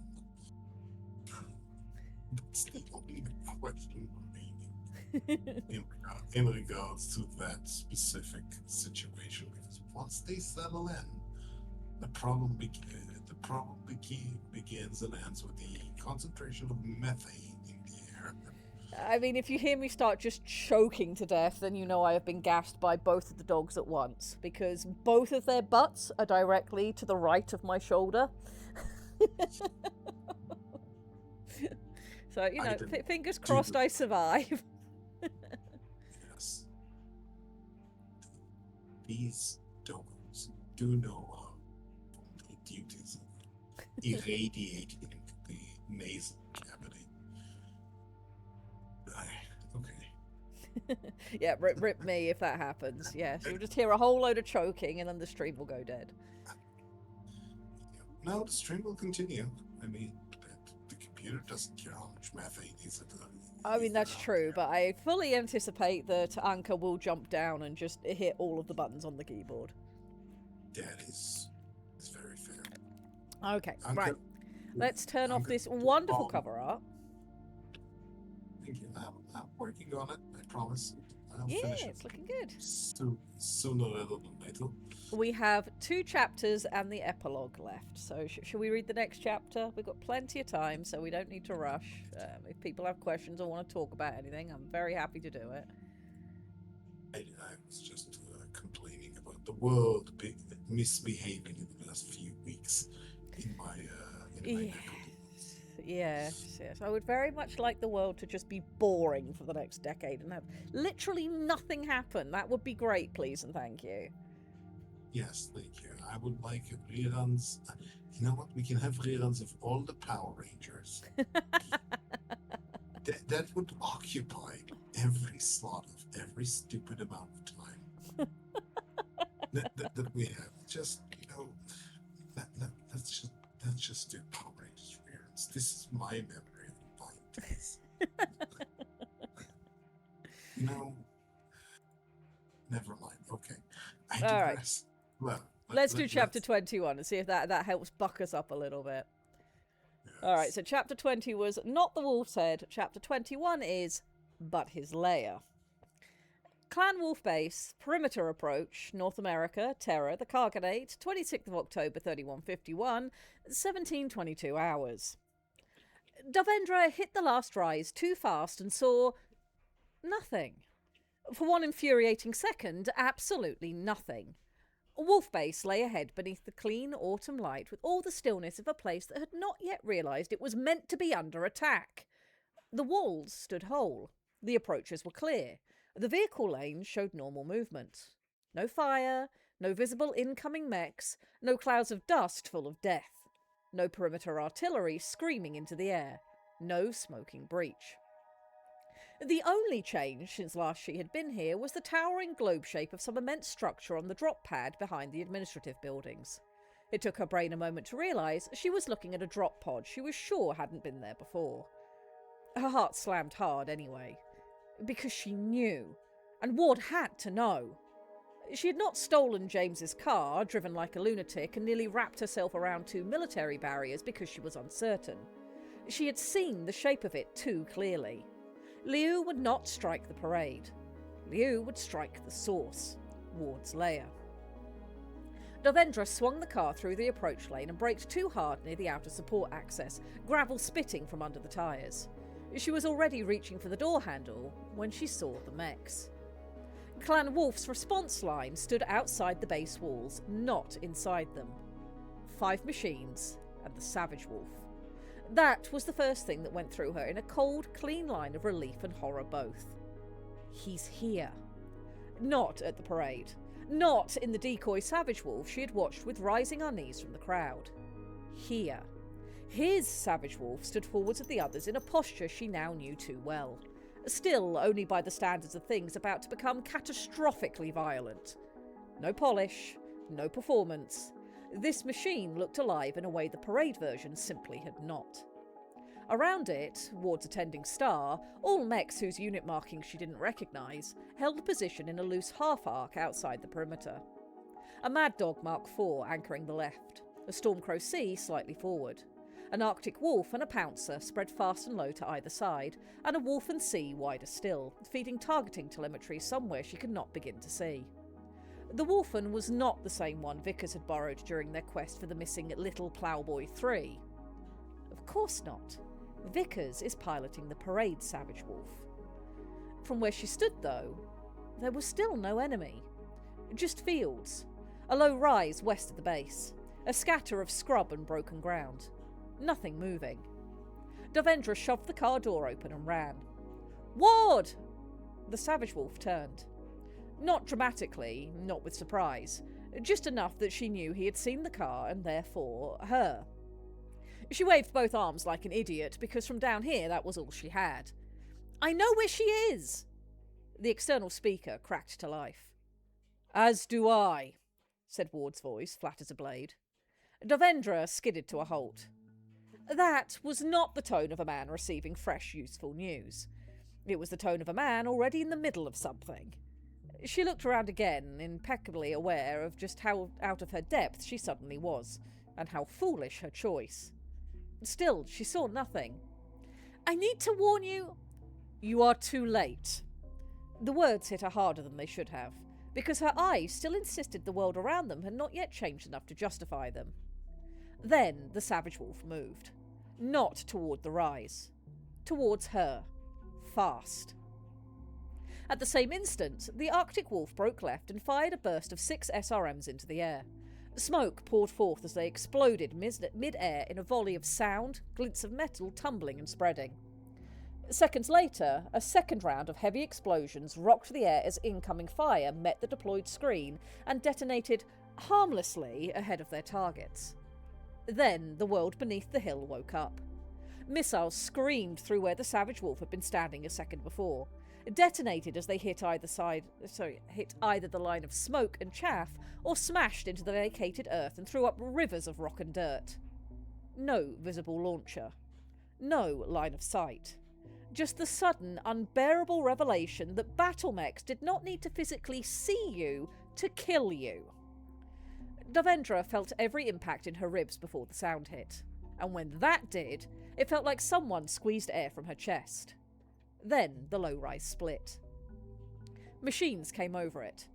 Not parade-clean clan machines. Not proper military lines. A jagged, advancing mass of retooled industrial frames and stolen agrimechs, armoured in mismatched plating, hardpoints welded on where no sane engineer had meant them to sit, some still carrying the ghosts of Crescent and Cross insignia beneath fresh paint and propaganda markings. They came in ugly ranks, more disaster than formation, and yet not without purpose. Some had weaponry bolted on, the welding fusing gun to frame obvious and ugly and crude. Some bore their industrial tool sets, but held out only to injure rather than work. Pile bunkers, wrecking balls, ram spikes, and above them, stepping the rise in a cleaner silhouette, Phoenix Hawk. Dark body, white paint. Painted in homage to Devlin Stone. Of course, rising from the ashes. Excellent symbolism, Liu.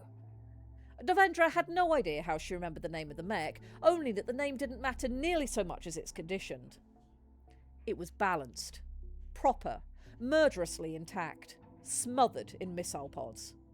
As it turned, Davendra understood the insult of it. The mech was all but humanoid in configuration, and its paint scheme resembled a skeleton on dark underpaint. Stone's Lament, a unit and a pattern associated with the old administration.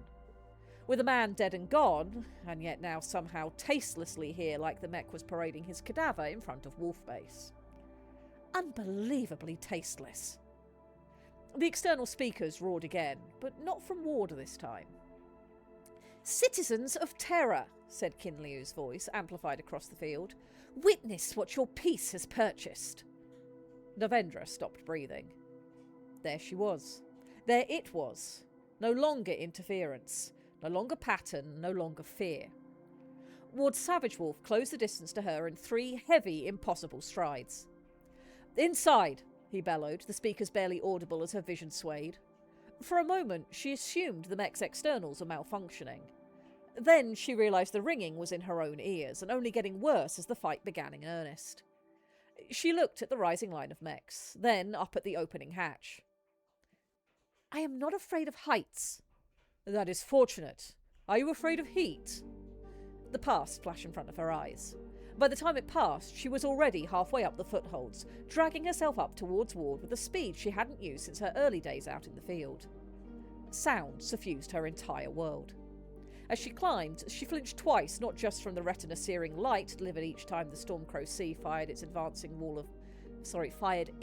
the advancing wall of mech rabble, but also from the ionizing crack each shot produced. Ward brought the Savage Wolf around, blocking the leg she was scaling with the rest of the machine's sheer mass. The cockpit canopy loomed, opening as she ascended. "Inside," he yelled, "if you wish to live." Below her, the field erupted. The Stormcrow's lasers cut into the leftmost industrial wave with savage precision. One Arctic wolf darted wide. The Mad Dog flooded the centre line with fire to break their spacing before they could use their stolen bodies as moving shields. Overhead, the smoke drifted down in silver ruin while the Savage Wolf held over her like a wall. And then it jerked. In the periphery of her vision, Davendra could make out the shape of the fight even before she slithered into the cockpit and met the command couch coming the other way. The stolen civilian units, as well as upgunned trucks and equipment stolen from more than just C&C's hijacked lanes, formed a wall of oncoming threats Ward's mechs couldn't ignore. Each one had some manner of weaponry attached to it, but more importantly, each one was an explosive device just waiting to go off if it got close enough to either Wolf Base's walls or one of Ward's mechs. Some came spewing fire, some short-range missiles, some barked loud and off-key from cannons mounted just well enough onto their shoulders. Some came in punching and swinging. and the Phoenix Hawk was using all of them as its own personal smokescreen. The battle mech never seemed to stop moving, casting its rangy legs into a loping run far too reminiscent of a person and far too mechanical to imply similar weaknesses. Whenever Ward's units brought it into a firing lane around its rabble of support, it jumped and repositioned, jump jets firing again and again. And on one of those jumps, it turned its attention to the Savage Wolf. Missiles were seemingly everywhere. The sound was deafening. Anti-missile systems fired from the base, adding to the periodic assistance of the Arctic Wolf, but sometimes the volume of fire and field saturation were enough. 75 tons of Savage Wolf shuddered under a hit from the Phoenix Hawk, armour sparking and darkening as the mighty machine took the hit with a snarl of straining joints and Ward's angered intent. Metal shrieked over the open canopy, darkened one of its panels and slipped through the open gap like angry hornets. Only a few shards made it inside, but that was enough. Ward swore, slammed back into his couch as a piece of metal scored through the edge of his vest and into his shoulder. He grabbed the offending piece and tore it free, hammering the switch for the hatch as she spilled into the space next to his legs. The hatch sealed. The air inside hit her like a furnace, but Ward was already moving. Not tense, not shouting, not glorious. Focused. "Strap in," he said, his voice thick behind his neurohelmet. Another incoming strike glanced towards them, but Ward was already in motion, bringing the Savage Wolf back into optimal balance and motion. Devendra swallowed hard as the mech moved under and around her. Her gaze drifted to the swaths of information surrounding the First Lord, until a fat drop of sweat spilled into her eyes and sharpened her focus. She scrambled up, careful not to nudge Ward, and reached for the spare cooling vest hanging behind his seat. A headset hung alongside it. She stripped down as quickly as cramped space would allow, pressed herself into the vest, connected the headset and plugged into the mech's systems. Cool liquid surged around her in instant relief, the deafening noise of war retreating at least partially behind the headset once it was settled. The world felt briefly more under control, but the illusion had no time to take hold. Ward's HUD listed the enemy as First Terran Chevaliers, a designation pulled from the gaudy livery on the ragtag of civilian mechs. The Phoenix Hawk, a hazy silhouette in his battle view, was labelled as Phoenix Hawk 2C2, but showed none of the breakdown of parts she had expected from the last time she had been in the cockpit. Ward was cycling switches as he kept his machine moving, rationing his lasers to precise shots as he murmured under his breath. "What's wrong?" she asked, hoping he wouldn't answer with the obvious. Her. "Strike damaged my sensors," he said, "and the integration bus. There is a chance everything is working, but just not talking to each other." "What does that mean?" "It means," he said, already firing again, still fighting, "I can shoot, but I cannot be precise." Another industrial mech charged. Ward pivoted and cut it down with a brutal, efficient pair of laser strikes that left it collapsing in pieces before it could close. "Listen carefully," he said. "I am listening." "I have lost a critical system which sends information to my weapons targeting. I can shoot, but I'm doing it by experience, not data. Precision is luck, not choice. Do you understand?" "I'm sorry, I do not have time for apologies. It is likely the strike blew the fuses on my integration suite.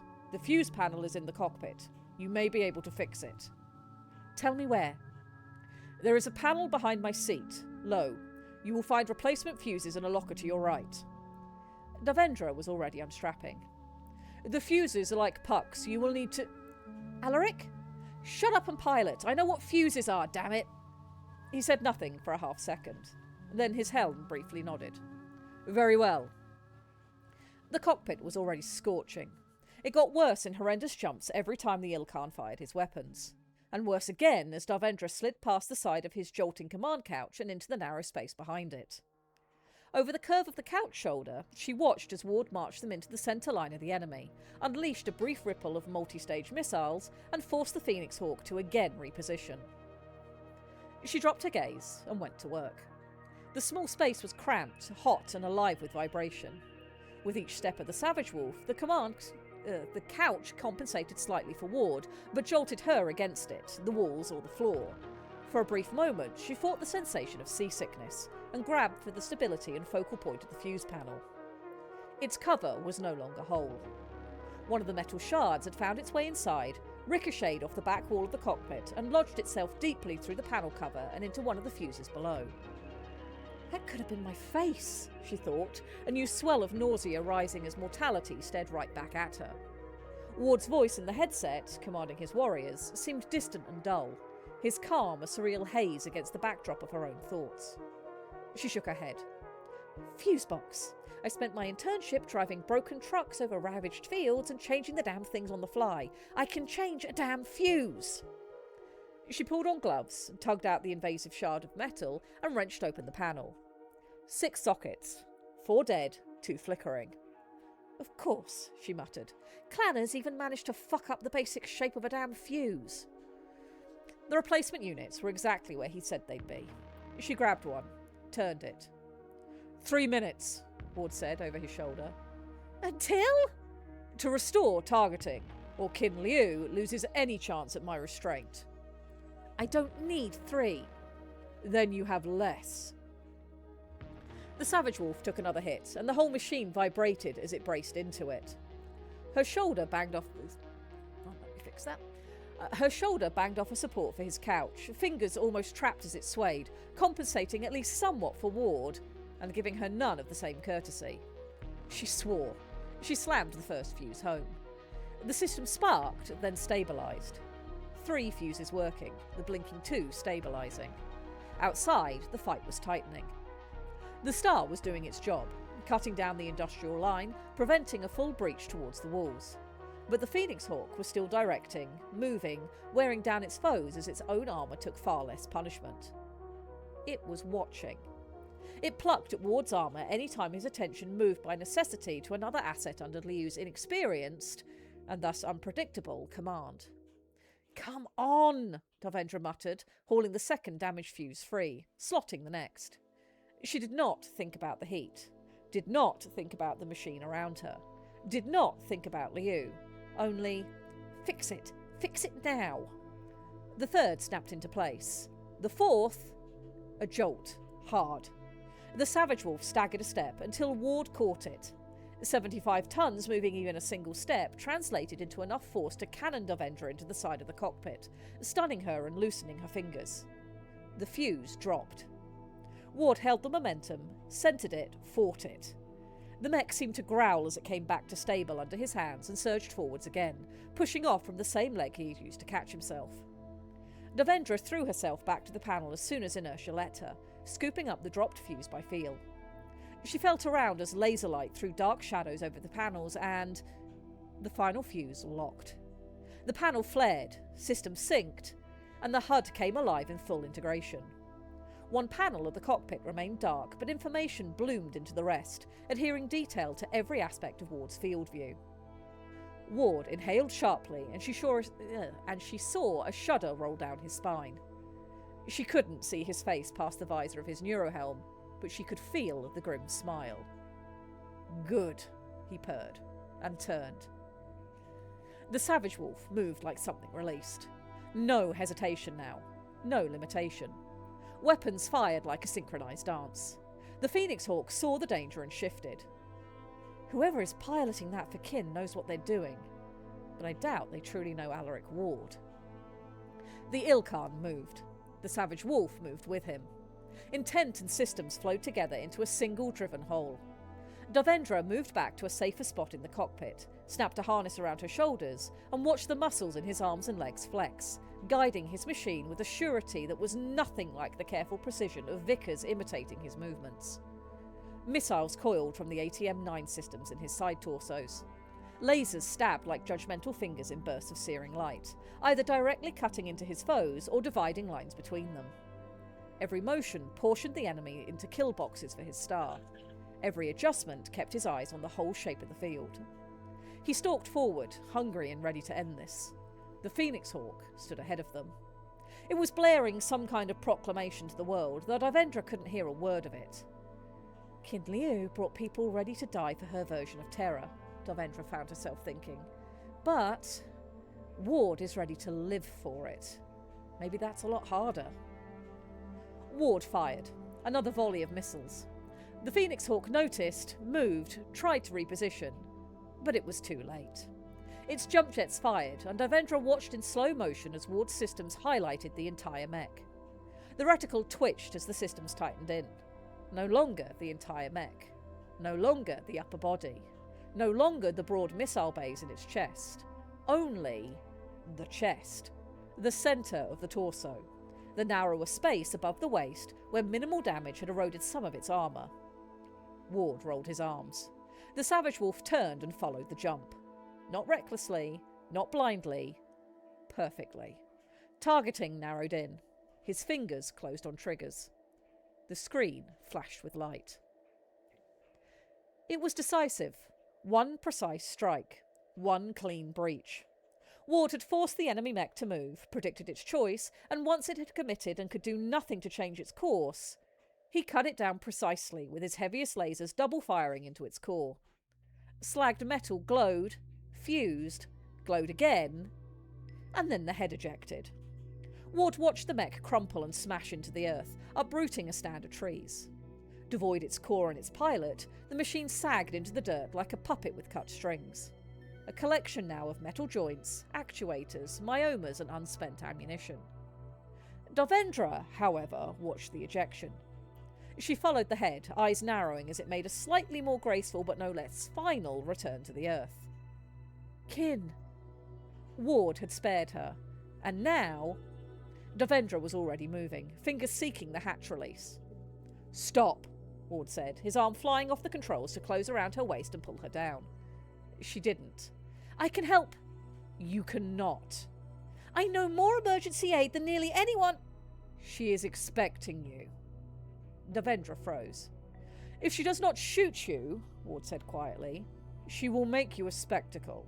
I have no doubt she has personal arms, not just a mech. She has been screaming her creed the whole time we've been fighting. She does not know the feeds are not receiving her. She is desperate. The world outside slowed.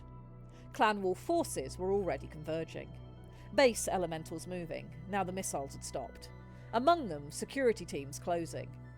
In the brief few minutes the fight had lasted, the ground had become a morass of dirt, divots, and gouges the ground forces now had to pick through. Even if she went down there, it would not be an easy run over devastated ground. She would be exposed without any of the armour Ward's men were wearing. If you want her on trial, he said softly, let my people do their jobs. Devendra's hands tightened on the hatch. Victory, Ward finished, is often the most dangerous moment. She shut her eyes. Then she slumped back. I hate this. Yes, he said. So do I. She believed him. Not because of his words, but because of his voice. Because of the way his shoulders moved under her as the adrenaline bled off and left only the weight of what had been done. No triumph, no hunger, just completion. Duty. He checked his star, verified positions, confirmed no second wave. There were traces of one, but gone now. The legacy of failed coups, it seemed, was support vanishing like smoke into the mist. Devendra leaned against him, staring at nothing, thinking about everything. Pursue later, he ordered at last, then turned the savage wolf towards the base. The walls opened, the machine passed within, its companions close behind. And only then, only once they were inside, did Ward crack the canopy and lift his visor. Cold air flooded in. Devendra exhaled. She hadn't realised she had been holding her breath. For a moment, neither of them spoke. Then, his hand left the controls. It settled without ceremony at her waist. Not claiming, not asking, just there. The savage wolf moved towards the hangars, and neither of them said a word. That is the end of 21. How are we doing?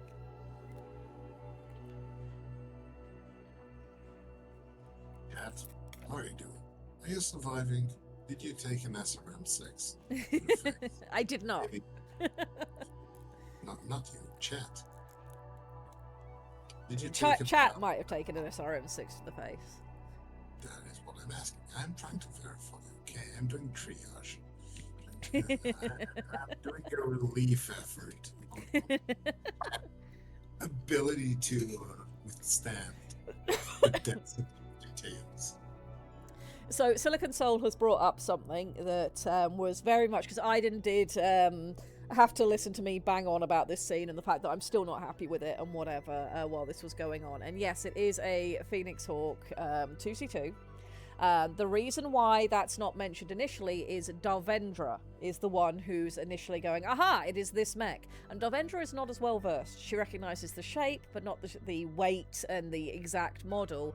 So it's not until she gets in the cockpit and sees the designation on his HUD that we get the full reveal of exactly what kind of Phoenix Hawk we're looking at. I felt that was appropriate, considering she's not as well versed.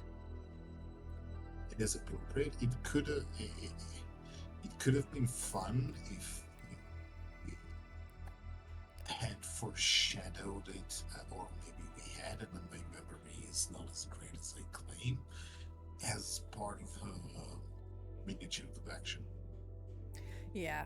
I wish I'd had more time to sort of really work on this, because this chapter of all of them is the one I'm least satisfied with, if I'm entirely honest. No, you've spent a whole month. I did. To write a book that had no reason to exist, and now for some reason has a ficus in it. Okay, that's it. You're done. It's okay. It's okay to take your victories and continue on into the universe, knowing that perfection is the illusion that will doom you forever.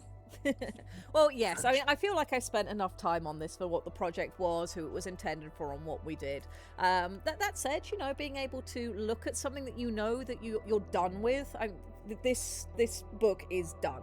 I'm not going to come back to it and redo it all over again or anything like that. I did more than enough with it. However, there's always lessons to be learned from what you have and what you wish you could have done, etc. And you apply those to later projects, especially when they're more important ones. Because at the end of this day, this book will never be mine. The original plot line is not mine. It's Christina F. York's.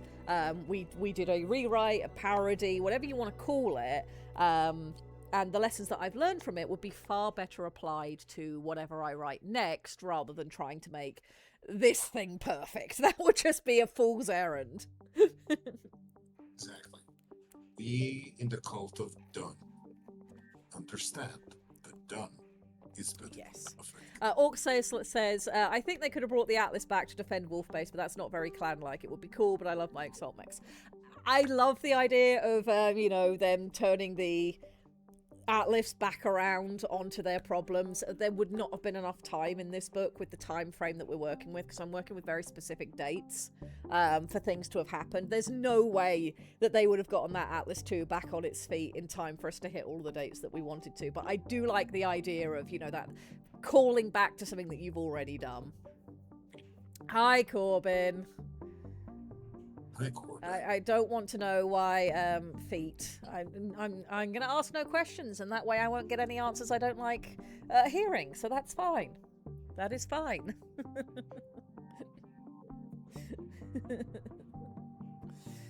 Alrighty. Overall, though, how do we feel about the chapter? I mean, obviously, it's not perfect. I had a month.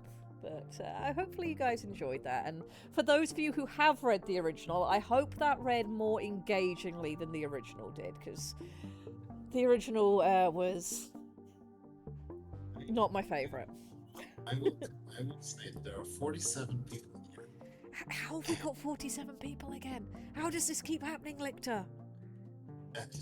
Listen, I would say that, frankly,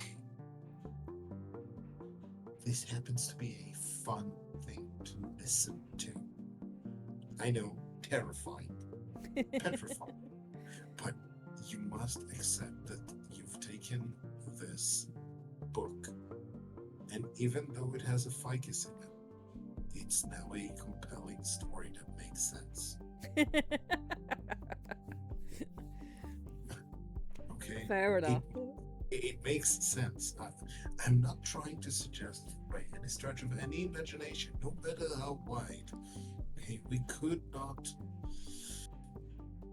This is not a book that will now explain how BattleTech stories should until it will prove once and for all that when whole-assing your shitpost, you can get some pretty damn fine shit posted. Yes, this is the difference between half-assing a shitpost and whole-assing it. Let's see what this chap had to say. Good chapter, was enjoyable, can't wait for the trial. So, spoiler, the trial does not happen in this book. That said, Grimos currently has a alert set to remind me to do a thing later in the year, and I might be able to do something at that point that maybe we will think about a trial. Night Owl says, this chapter did not make me hate the characters more than I already did, so good job. Fabulous! I will take not making it worse, that's fine. Corbin thinks that the reason chat is here is because you all have Munchausens or have been promised cookies. I mean, Cookie does come on stream at least once a week and is a wonderful person, so yes, that is why people are here. Cookie's great. Agreed. She used to play the most fun bard in the game. Mr. Eugene Man. I see. Yes. He was a very normal human until he made the wrong deal with the wrong Frit, and then he became a Genasi. But that's a story for a different time. The wild things that that happened when people let me run D&D and other games. I very much like you running games, though, because my Saturdays are wonderfully ridiculous with Rogue Trader, and I would not change that for the world. You have no idea what I have planned out for you. You're right, I don't, and I can't wait to find out. I have stuff. I have sat down and had stuff. I don't have the entirety of the timeline behind your pet elder, but things I did sit down and I had to. He is not my pet Eldar. We just stole him. That's all. You're sitting down eating shaved ice while he is wearing a smoking jacket. I am sitting down eating melted ice while he's wearing a smoking jacket and a bow tie, because it takes like 3 hours to get past that arsehole.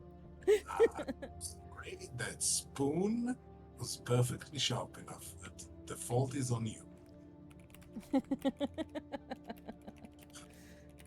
We've been having fun in Saturday games, and I'm sure there will be stories at some point, chat. We do have sessions recorded, and we'll figure out at some point, if I ever get time, something to do with them. Yeah, maybe not. Or maybe something else would happen. I don't know. But I think chat is talking about something. Chat is not telling... Well, I mean, Corbin, at least, is not telling us anything useful. Aiden is being very good and dropping the very short form of various lore. And yes, you have some reading to do, Orc Slayers. Enjoy. Yeah, $1,000 for a toaster is a bit ridiculous. Around here, we prefer to spend more like $20 and then stick pork chops in them. Because that's, you know, a normal thing to do. We are reasonable people. I take exception to this. I do. I really am. And Night Owl is trying to figure out how to deal with Corbin. I have no good... Look, I have known Corbin for like 2 decades at this point. I still don't know how to deal with Corbin, and I'm ostensibly the person who's best able to do so. So, good luck! He's timed him out. Fabulous.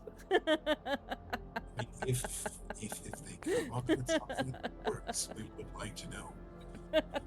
Now I just need to figure out how to do that in real life. Yeah, he'll be fine.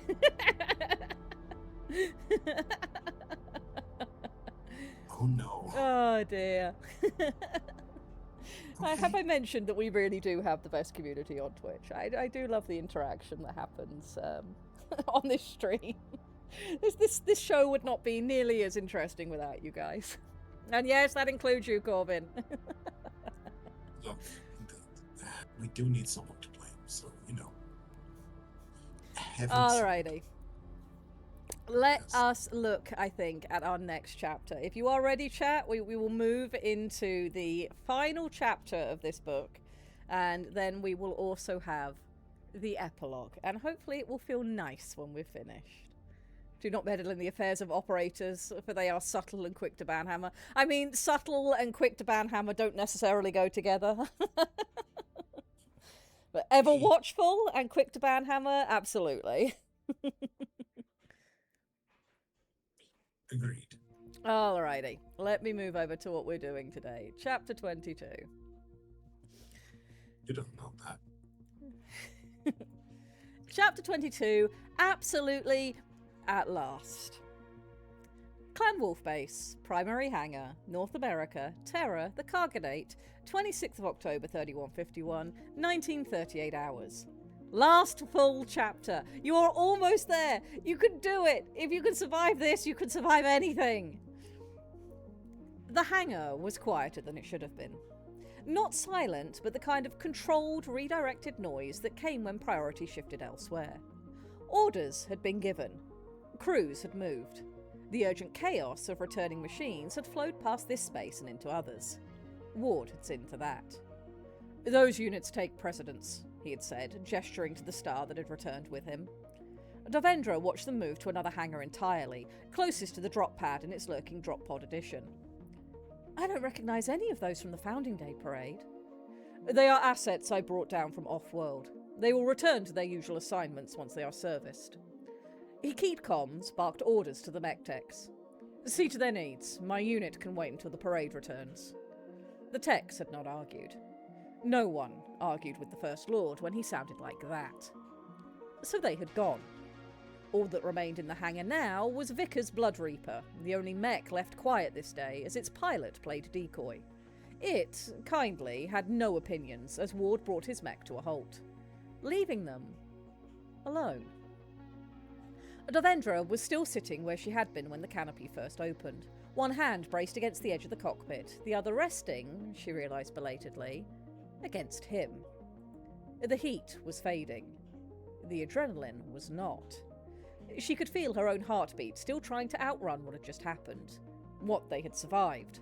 It had been one thing to know about battle mechs, one thing to ride in one around a parade ground, another entirely to inhabit the Savage Wolf while it did what it was made to do. And beneath all of that, something else. Ward had not moved away. He had powered the machine down, spoken a handful of clipped commands into a now functional comm line, confirmed Liu's capture, confirmed perimeter integrity, confirmed pursuit orders, and then he had gone still. Not distant, not withdrawn, just present. Watching her from the periphery of his vision as he removed his neurohelm. Blood stained his shoulder, but he seemed not to feel it. Davendra became aware, all at once, of him. The heat of him, the weight of him, the way his chest rose and fell beneath the open cooling vest, sweat drying in sharp lines across muscle that had not been sculpted for display, but for use. She had seen it before, briefly, unintentionally.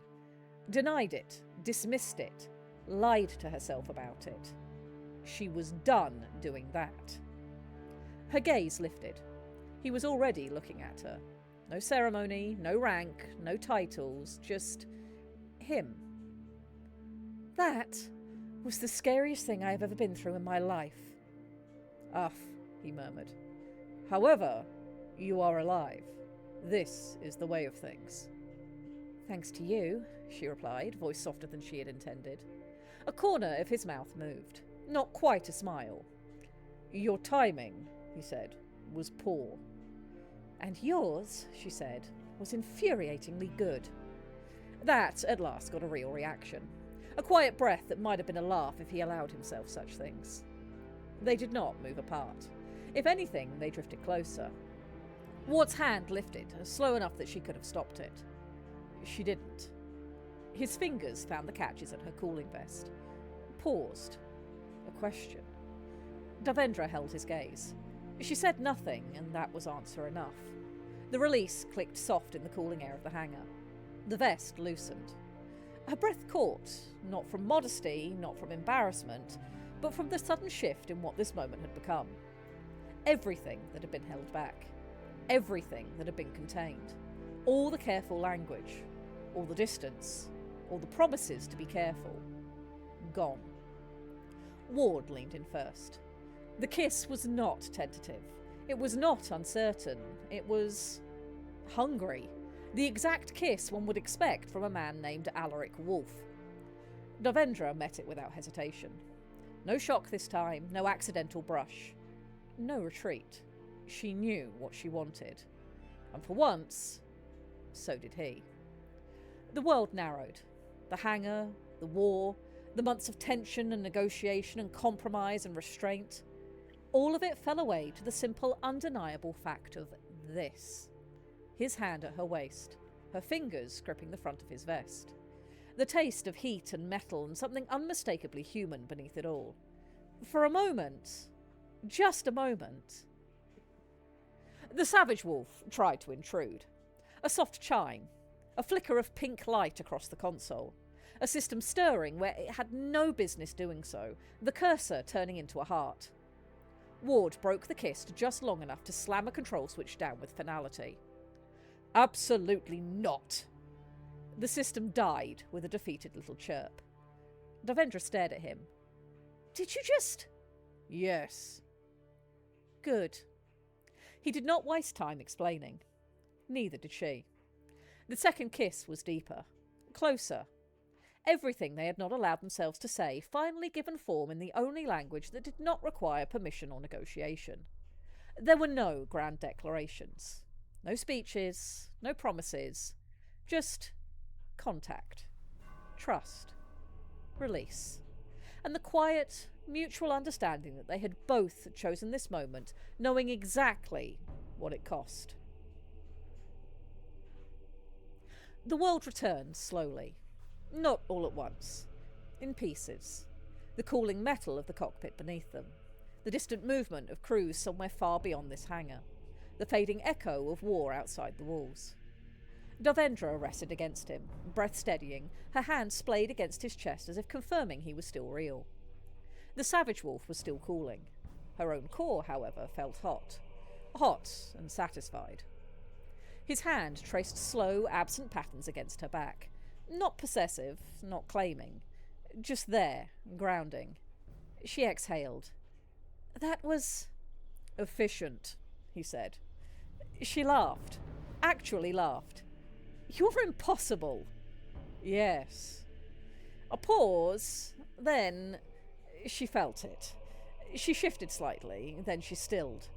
The hunger of a wolf, it seemed, was not to be sated with a single meal. She narrowed her eyes. Alaric? Yes. That is extremely unfair. His voice, when he answered, carried just enough dryness to be deliberate. Like the noble AC2, he said, warriors of Clan Wolf are quick to reload. Davendra made a strangled noise that was half protest and half something far more dangerous. Oh, that is a terrible line. It is accurate. It is awful. Yes. She lifted her head just enough to look at him properly. You are not allowed to say that again. I will consider it. You won't. No. She should have been exhausted. She wasn't.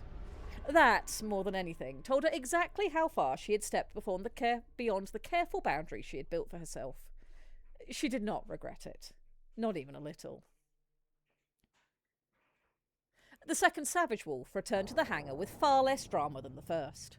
From its cockpit, James let out a relieved sound before the vehicle even fully cleared the entry threshold. Well, he said, leaning slightly forward in his seat. That's reassuring. Beside him, Vickers did not look up from her display. What is? My car, he said, with the relief of a man who had fully expected to never see it again. It appears to still exist. The vehicle in question rolled in ahead of them, covered in dust, mud, and what might generously be described as battlefield enthusiasm. The ground outside Wolf Base was a mess of pits, trenches, and furrowed ground reeking of cordite. But somehow, the car had survived. It will require cleaning, Vickers said. It will require a priest, James replied. The savage wolf came to rest. The canopy opened. James looked up, then paused. Then, very deliberately, did not look too closely at the exact posture of the two figures emerging from the cockpit of Ward's mech. "Yes," he said, to no one in particular. "Everything appears entirely professional here." Vickers stepped down from the mech with her usual precise efficiency. "It seems the Ilkhan and I remain appropriately in sync. Did you enjoy the parade, Colonel? I was glad for your company." "I missed most of it," he said. "I was otherwise engaged and not dying." "A valuable use of time." "I thought so." Ward dismounted. Davendra followed. For a moment they were simply there, among the machines, among the people, among the aftermath. As if nothing had happened. As if everything had. James cleared his throat as they approached. "Well," he said, "that was an exciting afternoon. Shall we all agree to never do it again?" "No," said Ward. "Unfortunate." Vickers checked her datapad. "The situation is contained," she said. "Pursuit operations are underway. The parade completed without incident." James glanced at Ward. "You planned that?" "Yes. Of course you did." There was a beat, then... "Coffee," James added, smiling at chance, "was acceptable." Vickers inclined her head. "That is a strong endorsement." "It's the strongest you'll get." Davendra exhaled. The weight of the day settled in around her at last. It was over. Not everything, not completely, but this phase, this chaos, this constant edge of disaster. "Tomorrow," James said, almost gently, "is the Harvest Festival." Davendra nodded. "Yes." Ward looked at her.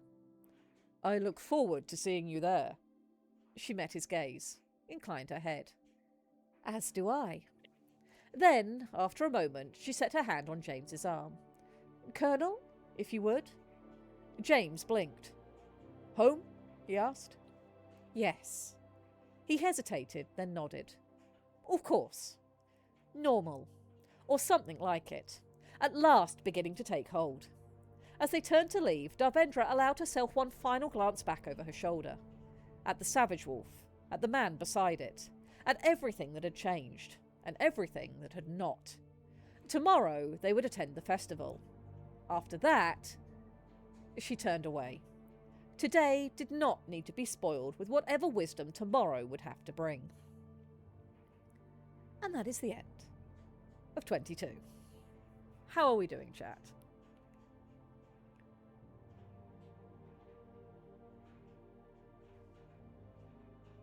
Let's see. Fantastic. It was the best of time. It was the worst of time. It was the most terrifying time. Yes, we managed to get through the sex chapter, and I don't think anybody died.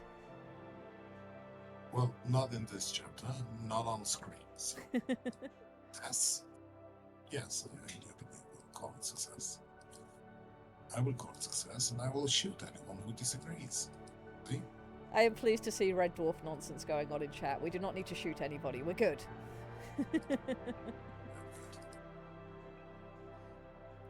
Been too long since I watched Red Dwarf. I really need to sit down and rewatch Red Dwarf. I haven't watched it in years. And Trial of Valentine's? Complete. Yes. No dying hurt. Alas, dying is what is happening right now. No. I see laughter happening. I'm being accused of that was awful. We have ruffle mouths. Oh Jesus, Zarbon noises intensify. I cackled first reading it. I cackle again now. I see Ward grinning ear to ear in this entire scene. Me too. Me too. I am. If we're gonna write this sort of nonsense, people should at least be having fun with it. We are. Night Owl says this chapter is making me hate the characters more again. Night Owl. Why must you be so correct? So loud. Ed says that man knows exactly what he's doing. Yes. Again, that inflection. I feel like I need to spray some people with a water hose.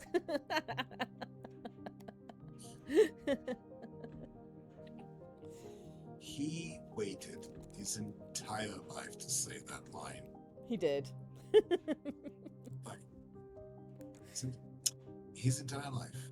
That was he wanted to say that line. It defined everything he had ever done at all ever. And then finally, he had a chance. And now, Alaric Ward of Clan Wolf can die happy. Yes, he's now had 2 one-liners in this story. Yes. The second one was definitely worse than the first. Hello, Lizzie. Welcome to the nonsense. Second one, quite practically, gave AC2's cancer.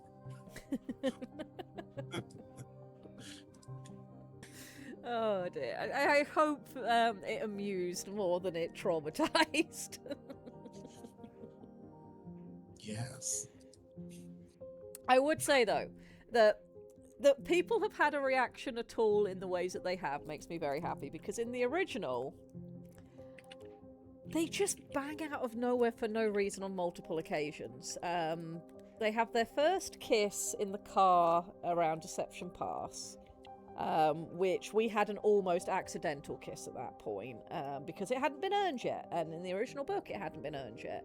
And then I think the first time they banged was when Alaric Ward turns up to her house personally with no security detail or anything to bring her an invitation to Founding Day. And he just stays the night, and at no point is anyone like, where's the First Lord of the Star League? And he's just getting a booty call at her house, and again, it hasn't been earned. And then they bang again around this point in the original book, and there's no relationship between the two of them. So for all we had the nonsense here, we've at least got enough of a relationship between the two of them that they can make terrible jokes at each other and be offended by it. So hopefully it felt more earned. And I did endeavour to, fade to black and not go towards anything more explicit than necessary. We know they blanged. They blanged? Yeah, they did that too. We know they banged, and so probably did James and Vickers. If anyone, that's not true. I just got a shipment of such an amazing coffee. Oh, coffee sounds Frank, good. I will need a nice hot drink after all this. I just got like a variety pack of such good coffee. Excellent. I am not going to run out for the next month and a half. Because I'm going to have all the caffeine.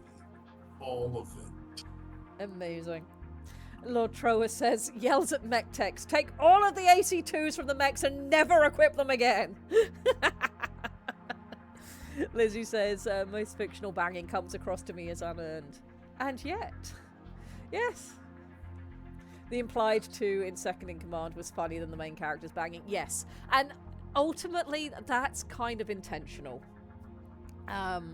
We're writing a romance comedy, so it kind of needs to be a little bit absurd and ridiculous. And the whole concept is absurd and ridiculous. The First Lord of the Star League is banging the CEO of a relief society.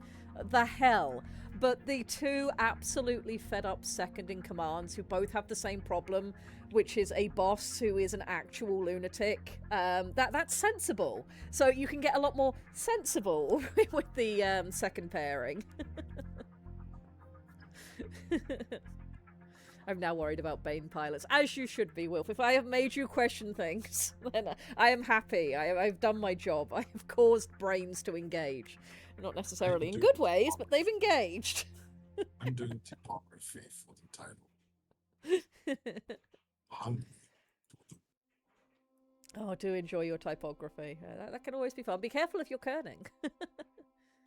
I am doing things to these vectors that the proud warriors of Clan Wolf would shudder at the thought.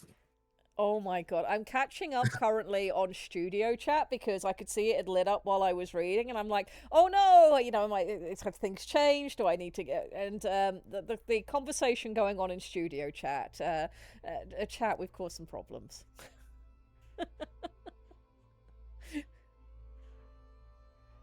There is the concept now of Crowbarn reading Smart, and oh no,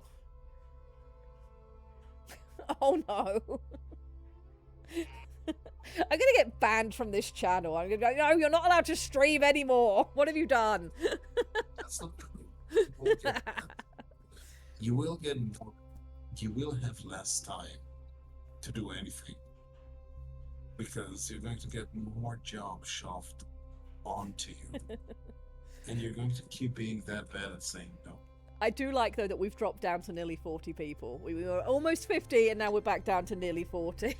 I blame entirely this chapter. You did promise us I did. Lizzie the says, Harvest Festival. yes, that is the epilogue. The epilogue is the Harvest Festival. I know. I have read so Yes. much bizarre stuff on Archive of Our Own, though. This ain't nothing to be mad. Yeah, in terms of a lot of stuff that's out there, this is very tame. This is very plain and normal and sensible, and it's fine. It's fine. This is fine. There are no extremely long and ludicrously over-detailed paragraphs describing food for absolutely no reason. Or clothing. Or the author's barely disguised fetish. Or limpet eyes.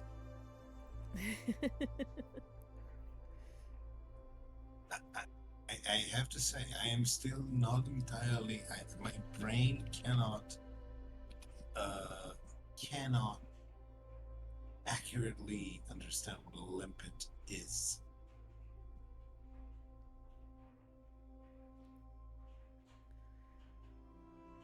I, Limpets? yeah, no, these are aquatic snails. No, I know what I call snail. It's fine. Don't worry about it. Times I worry most. When Lictor says don't worry about it. Yeah, no, sincerely, do not stress over it. It's nothing. I mean, show will happen again, and It will. things get Next stuck week. to other things, and then shudder at the thought. There's going to be, I'm going to probably take a break from my. I'm not going to take a break. I'm going to write the next chapter of my Jianxia story, and then I'm going to go back to Shoal and write a little bit of Mac on Pack action. Excellent. Titan action, because they need to. We have come to the point where Shoal needs to understand what happens when I've written Titan on Leviathan action, Yep. and now we need to go to brass tacks and see if I can manage reasonable Titan on Titan action, and then possibly go to military action. And we'll see how much my PTSD holds up to that. Indeed, I wish you many luck. Because admittedly, one of the things that was a good exercise for me working on this rewrite was writing, for all it's the chapter I like least and needs the most work, writing the climactic fight chapter took me very much outside my normal comfort zone of things that I write. So, you know, it's part of the reason why that chapter is one of my least favourites, is I did not have the solid knowledge base under me that I do for other chapters to have been confident in what I was writing, and I learnt a lot doing it, and that's good. Ed says, I look forward to Titan on Titan action. I will be taking notes for my stuff as well. Yes, and I know we have a story from Arc on Erica for next week that's Shoal based. So yeah, we will be back to Shoal next week, categorically. Yes. By the way, Hungry for the Wolf whole ass shitpost edition is my going title for this thing. You call it whatever the hell you like. If you're doing the art for it, I am fine with it. I've been thinking of it as Hungry Like the Rewrite because that was what my job was, but yours is different. Yours is to make the nice art and sell this thing. minus. Hey, I no get need to apologise, Lizzie. It's always lovely to have people here when they're here. If you can't be here or it's not your thing, that's fine too. That is fine too. We just have a good time. How do you suggest chat they have their own lives and preferences? I mean, they might not have lives. I wouldn't go so far as to presume on that front. That's up for them to tell me. But I also presume that they have other entertainment they could be enjoying. And yet you choose to be here with us, and I appreciate that very much. You guys are the best chat. Lives at a costly ATM? Yeah. Having a live costs money, man. Yeah. All right. Would we like to move to the epilogue and see how this whole thing ends? Would we like to take the Ilkhan to a harvest festival? Yes. And I have good news. Technician Hale is back. Excellent. Let us move then to the epilogue. Which, before I actually read the epilogue, what I would like you to know, chat, let me click back over here so we're not pre-gaming. What I would like you to know, chat, before I read this epilogue, is that in the original, after everything that happens, and Kinley has been dealt with, and the same happens there, you know, she survives, and it's going to be a trial, and Darvendra spends her whole time in the cockpit. So, okay, step backwards. Right, in the original book, when Darvendra gets into the Savage Wolf to warn Ward, and then the attack happens and they ride out to go and deal with it, his mech, for some bizarre reason, hasn't been fully fixed. And he can't, I think it's his lasers are offline, and the only way that he can have his weapons back online to survive the fight is if she changes the fuses behind the seat in the cockpit, which to me, and I don't know how accurate this is, and I've spoken to multiple people and there's been multiple responses about it, but the concept that your lasers, one of your primary weapon systems on your mech, are controlled by a 6-fuse panel board behind the seat in the cockpit just makes my head hurt.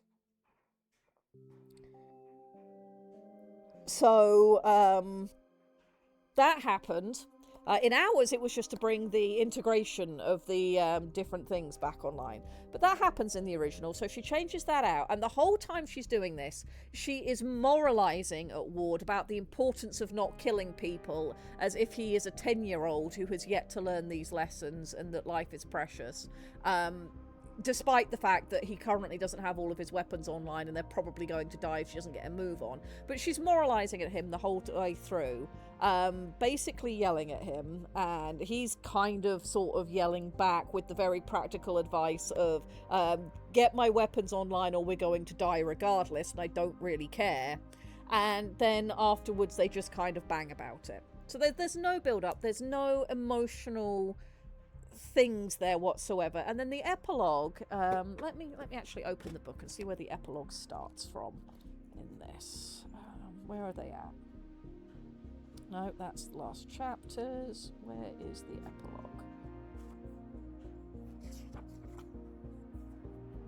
Okay, yeah, epilogue, they're just randomly back at her house for no good reason. He's on his own again, despite the fact that there's just been this attack and he could have died and everything that's happened. No security detail, nothing. He's just randomly at her house again, and they bang.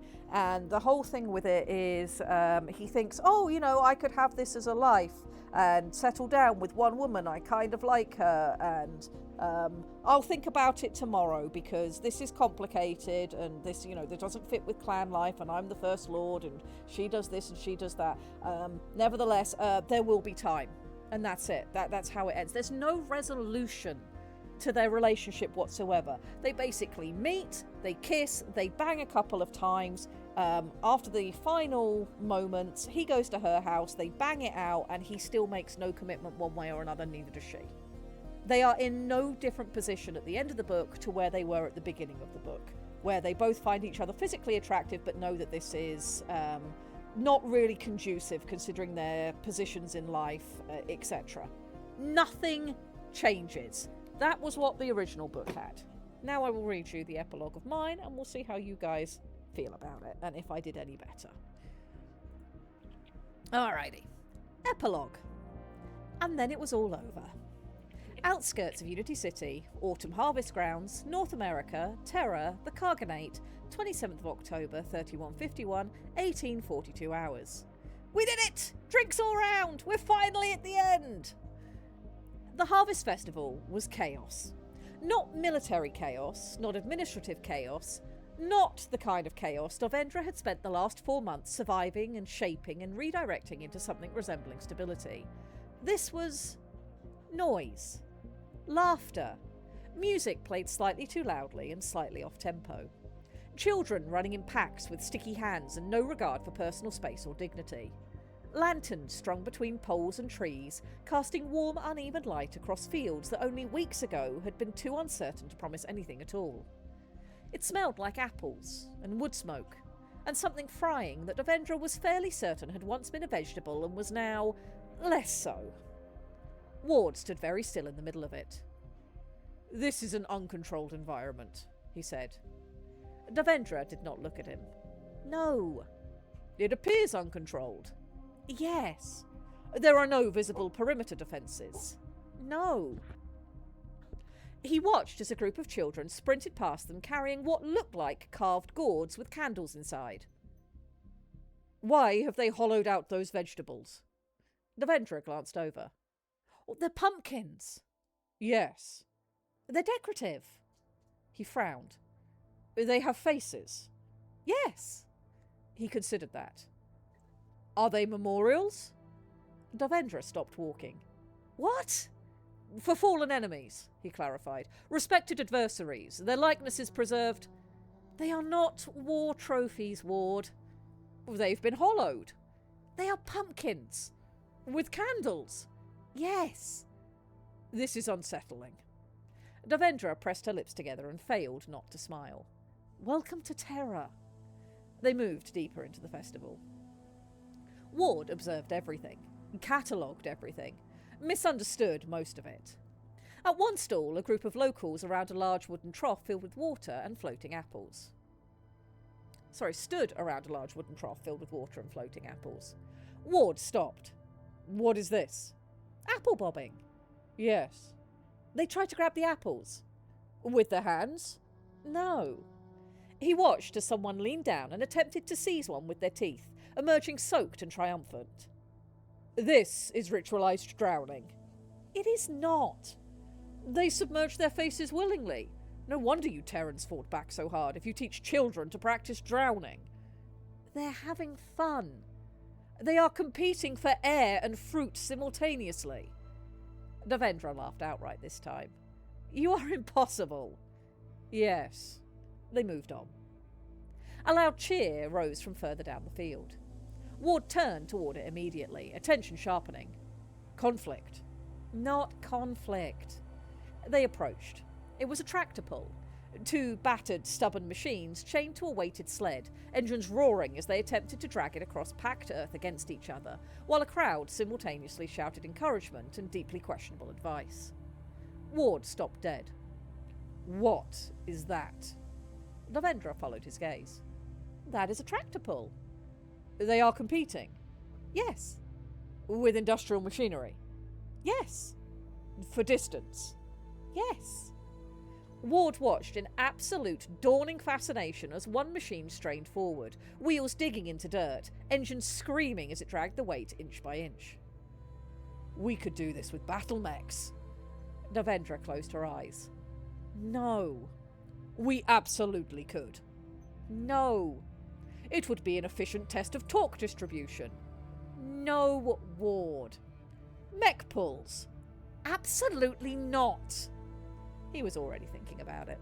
She could imagine it clearly. The future. Wolf Base. 2 enormous machines chained to a reinforced load. Technician Hale somehow involved. Devendra pinched the bridge of her nose. "This is my fault."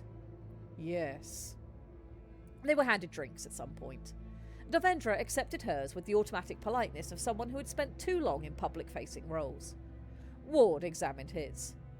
"This is not regulated." "No." "It smells volatile." "That's because it is." "What is it?"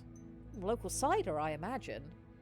He took a sip, coughed, and paused. "This is not cider." Devendra glanced at her own. Oh no. Ward took another, more considered drink. It is effective. That is not a good sign. Somewhere behind them, a voice rose above the crowd. By Kerensky's 13th nipple, that's cheating! Ward froze. Devendra turned slowly. I was unaware.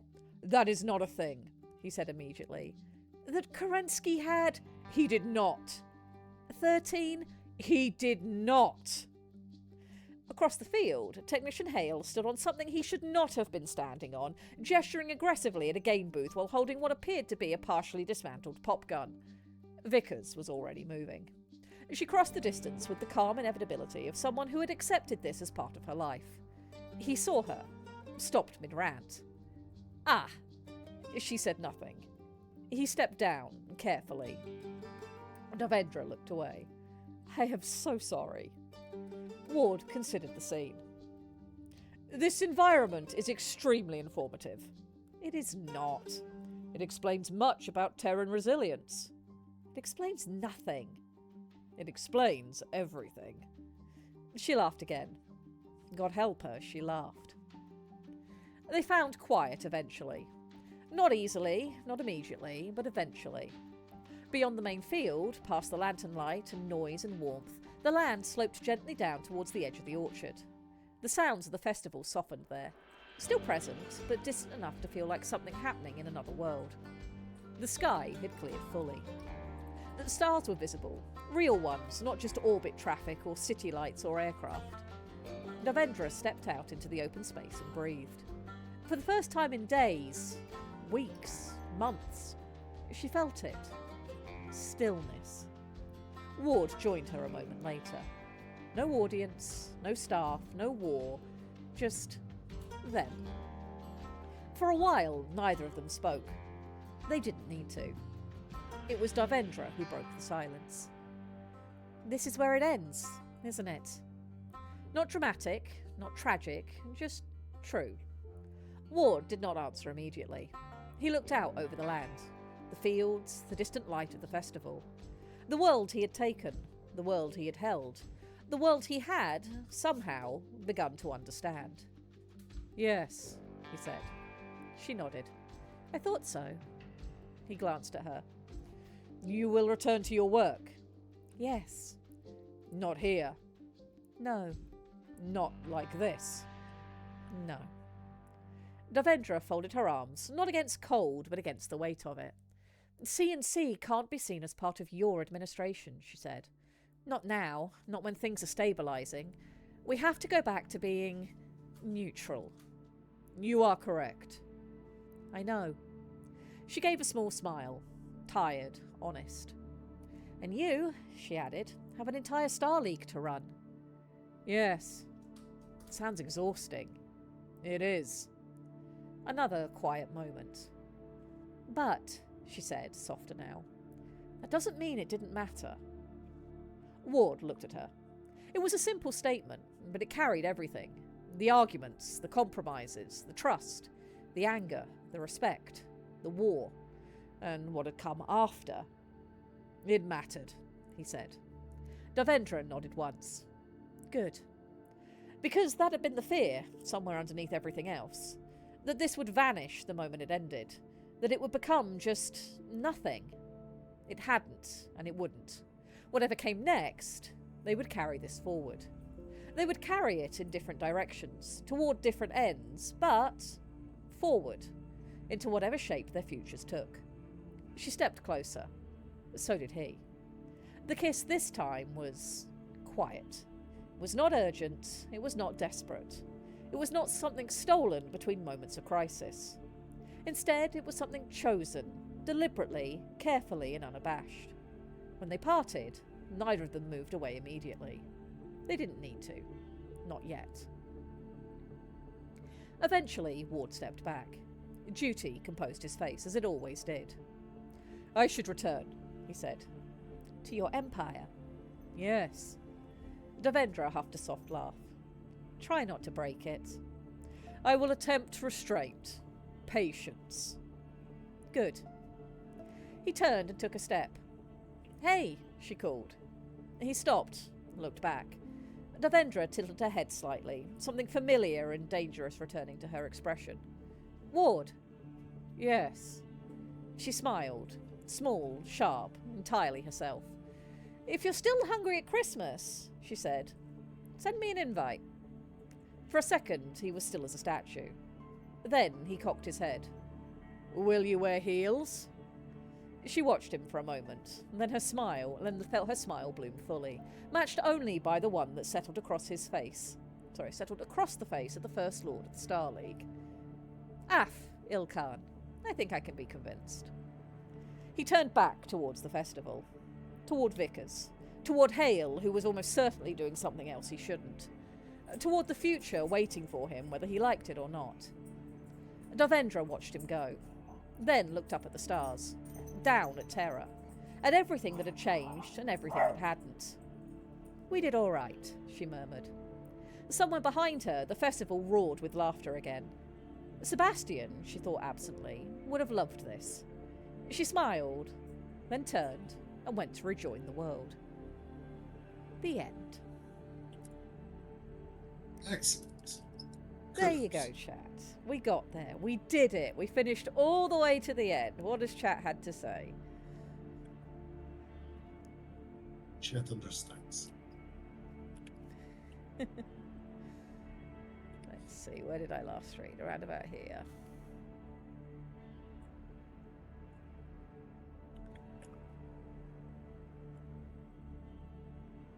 Despite the fact she's fixing the thing he's going to use to kill people. Yes, in the original book, that is so annoying. She's literally sat there talking to him about, you know, morality and etc., etc. And at the same time, she's literally trying to get his big-ass lasers back online. And just, Jesus.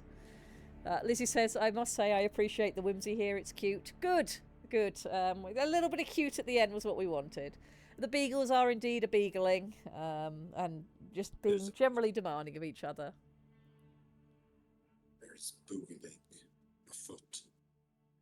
This is a man from a clan that does lacrosse in full battle dress. I mean, I'm not going to judge his leisure time after what I've just put him through.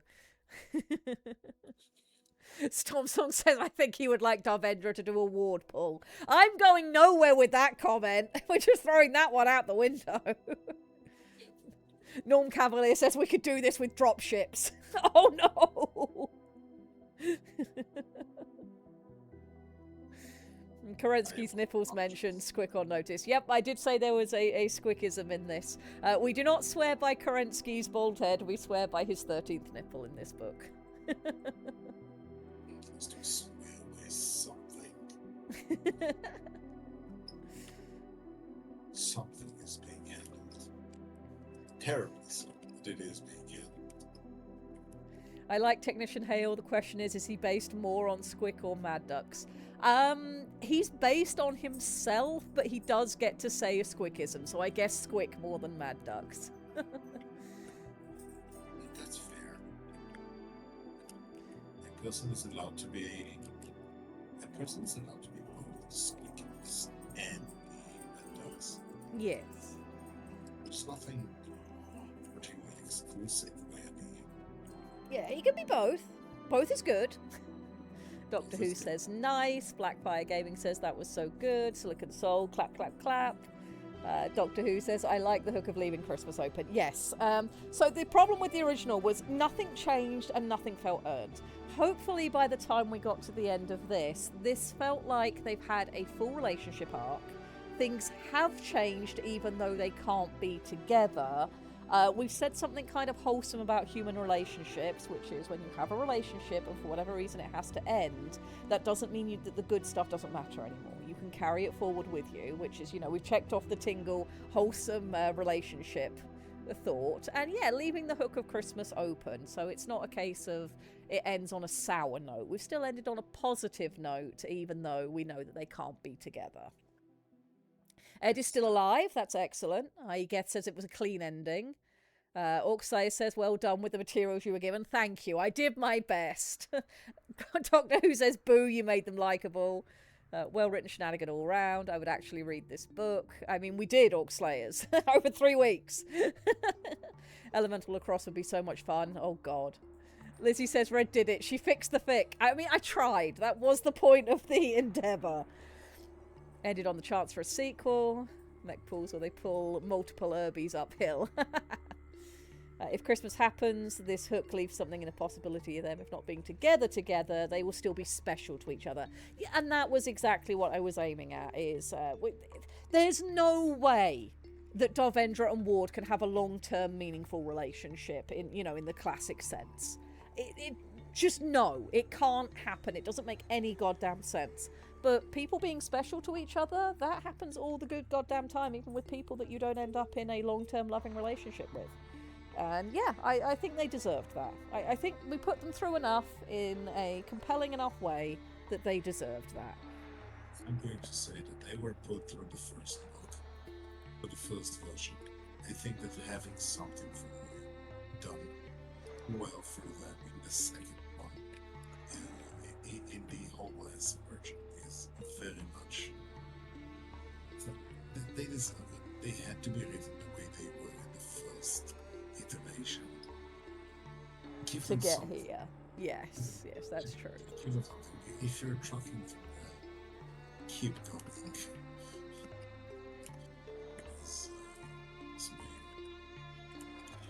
Loving. As my dear, sweet Dream Sergeant used to say. Just dear, sweet Dream Sergeant. And meant it.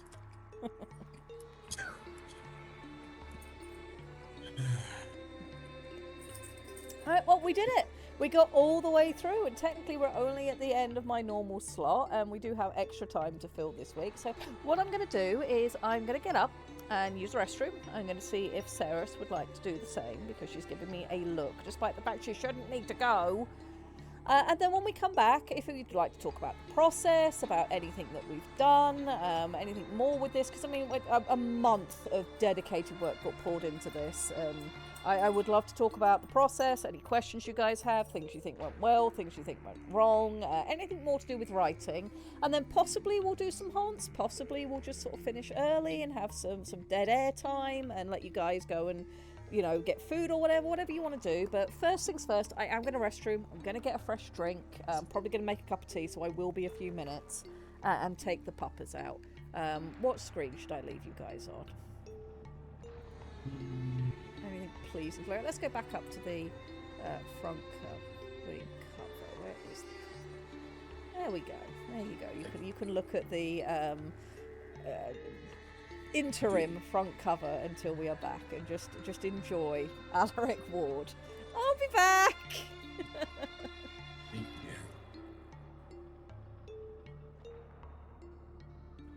We're having the honor. Yes, we did. Apparently, did something to deserve this chat. I know you did. Not sure what I did. Why am I to blame? I don't know. Oi.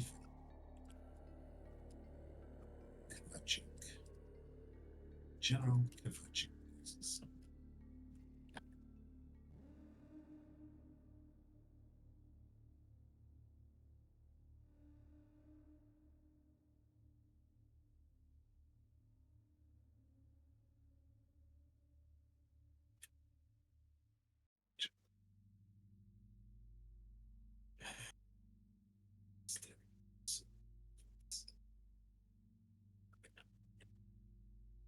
I have been bowing before the Ilchan. Is there like reason behind this, or is this just like we wish to inflict it upon the universe because things are happening? Yes, it is enough.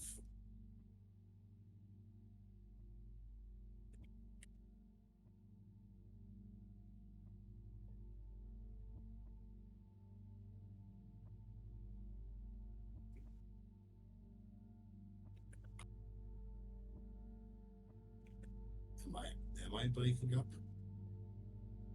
It could be. I don't know.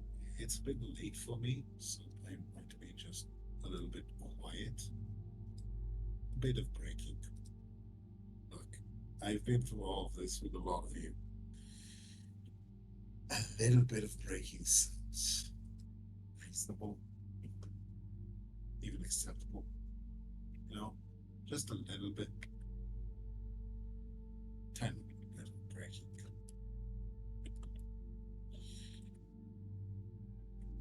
Why is Maddie? Oh, you want to play another game? Another one. You got. Okay, yes, okay. If I'm going to have to learn another game system just to learn to do it, it's going to take me forever. Learning the math of a new game system is hard. Okay? It's for me.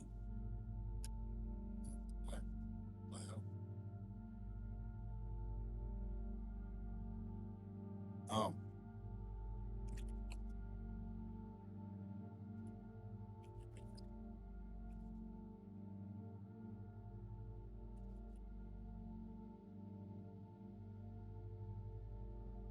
oh, I get it. They want to play Final Fantasy, but I didn't want to do it as a TTRPG.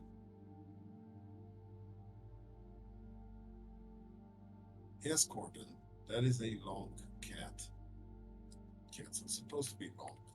That's why, they belong to an elder society. It's a very simple system. I appreciate that you are using it correctly.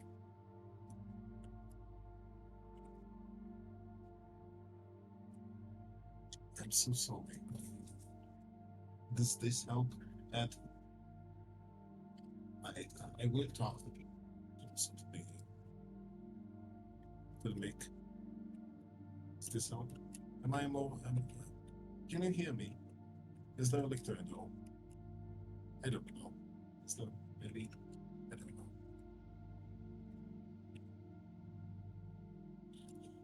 OBS wishes not to give me the freedom of speech. OBS is being mean to me. No change. OBS is being mean. Or it might be the cables. World is being mean. As it ought to be. So in the meantime, Ed, or actually I should well, maybe. Anybody has any requests to what would you like to see on a Titan or Titan action? What sort of a conflict would be interesting to see? I'm sure, just so I have some things cooking out for next week. I'm always happy to have people brainstorming with me. Permanent death, Ethan, yes. I will take the permanent Ethan. Both things.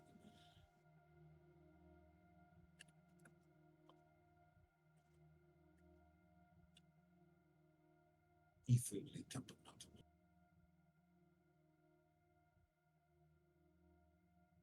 No? Yes, maybe. Hello?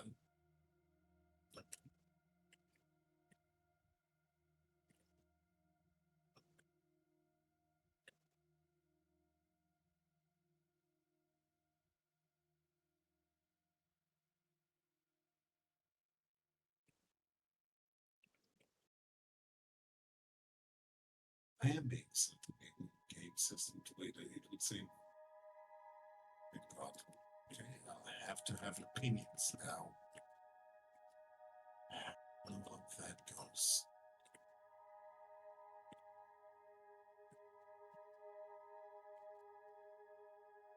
First they give you books, then they give you ideas, and then you run a game, then you have opinions.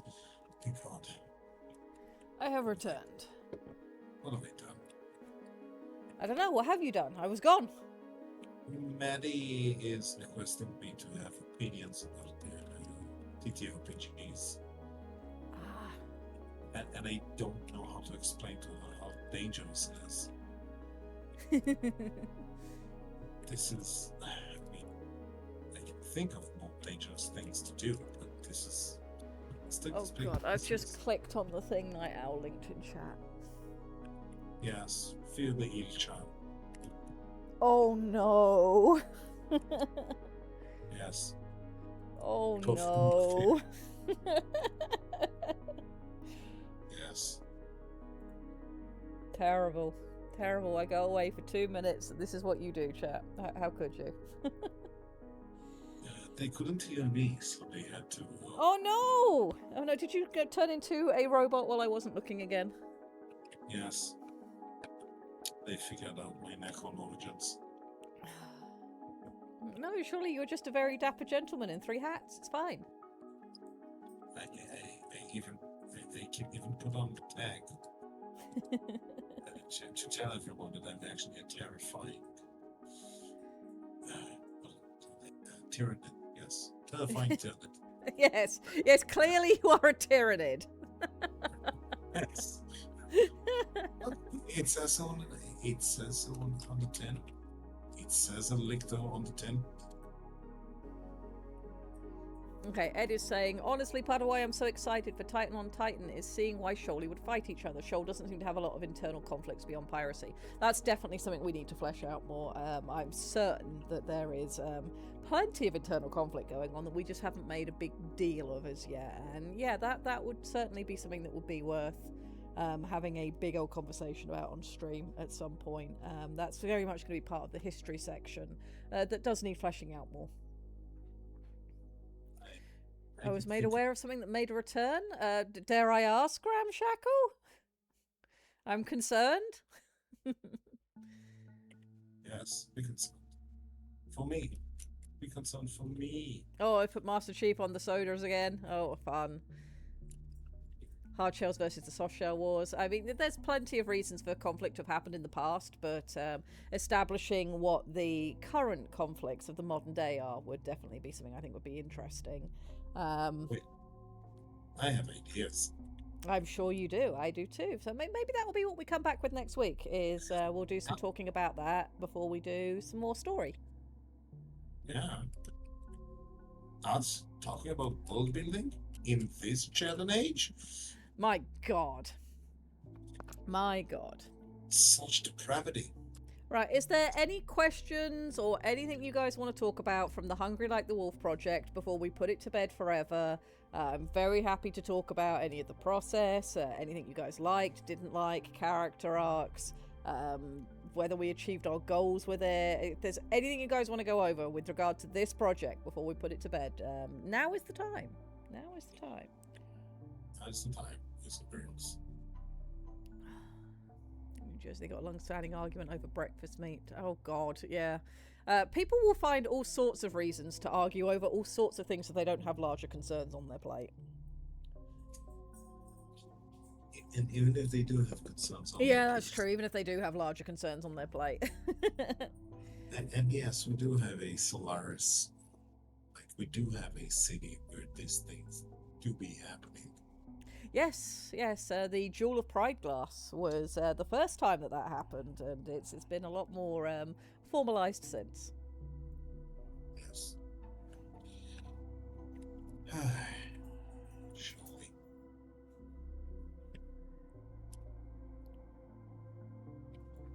Okay, let's see. Is there anything I have been informed about? Okay, nothing I need to worry about here. Good. Cyrus, do you mind? Alrighty, no, we do have some more time. Brothers and lady brothers, welcome to hardcore mech on mech action of WBP Shoal W. I'm sure we could get Storm Song to do us a vocal recording of that. I have a pip on my hip, Wilf, so I hope it's okay that I'm petting him, because he is the one that is here. Leaning very much into the scritchies. Alrighty, looks like we have nothing further with regards to Hungry Like the Wolf Rewrite. I think we can consider this project complete. For any of you who don't have it and want it, the PDF is available in the auxiliary. If you head down to the creative writing section into general shenanigans, you will find the PDF there. It is not the final draft. We still need some spelling and grammar fixing on it, and the wonderful cover art from Lictor when that is finished. So there will be one more version that comes out, but the actual plot and what happens, etc., will not be being changed from the version that's currently available. So if you want it, go grab it. When the new version comes out, I will let you know, and I believe it might also end up on the website. So, fun and games. Maybe an audiobook by Christmas. We will see. You can't. Yeah, I know. For now, though, I think that is Hungry Like the Wolf complete. What would we like to do next? I don't know. I think chat might want some haunts. Do you guys want haunts? Shall I boot haunts? I'm pretty certain Doctor Who is haunts, and Doctor Who is in chat. Troa says haunts. I can't do Housewife of Solaris 7 yet. I haven't written it. I haven't even started bullet pointing it or doing the research I need to do. Perspective 90 says haunts. Well, I'll tell you what, why don't we do a poll? We'll figure out what we want to do. Poll. Okay. What now? Read other read writing is an option. We can haunts. If anyone doesn't know what that is, that will be Uma Musume. We can possibly play V Rising if you guys would rather that. Or we can clear the channel and you guys can go and have nice quiet times to yourselves before, we do other things. Before other people come online a bit later on. But there is no BB this week, so I will throw up that poll. It's 2 minutes. You guys can let me know which of the things you're most interested in, and we'll go from there. Oh, I should have put Monster Hunter Stories 3 on there as well. If you want Monster Hunter Stories 3, type it in chat, and I will count those votes as well. So I do also have that game. I'm playing Hades too. Why not show haunts to the haunts and see what Storm thinks? Storm has played Uma Musume. Because I made him into an Uma, and he did play it on one stream, and we talked about it. It was a very fun time. It can be a very adorable game when it wants to be, especially with some of the characters. Haru Urara in particular, she's very adorable. Always a good time to hunt monsters, okay. It'd be Monsties in this case, because Monster Hunter Stories. It's been a while, brain forgets some things. No, that's completely fair. It's completely fair. But yes, so Storm did play it, and we had some fun. I do have another Uma, a Legion Uma, to make at some point. I just haven't had time. But Squick is next on the Uma chopping block. Your legs are amazing in that, but Uma Musume has even thicker legs, because he's based on a Clydesdale. So he has all of the thick. I am not doing Texa Musume, not right now. I don't want to get kicked before I finish a couple of projects I'm on. Texa Musume will be interesting. Yeah, we'll worry about that one a bit later down the line. Next one is Squick, and we are going to be looking at racewear reflecting Clan Diamond Shark. I'm going to go with the sparkly fish. Sparkly fish. Didn't Diamond Shark become Sea Fox or something like that? Something like that, yes, but it's very specifically Diamond Shark era that we're going for, so I will see what I can do with racewear based on that. It will be interesting. Could there be a Doctor Who's the Musume? Absolutely there could, as soon as I get time. DM me so I remember to put you on the list, and you'll need to tell me which clan I am basing your racewear on.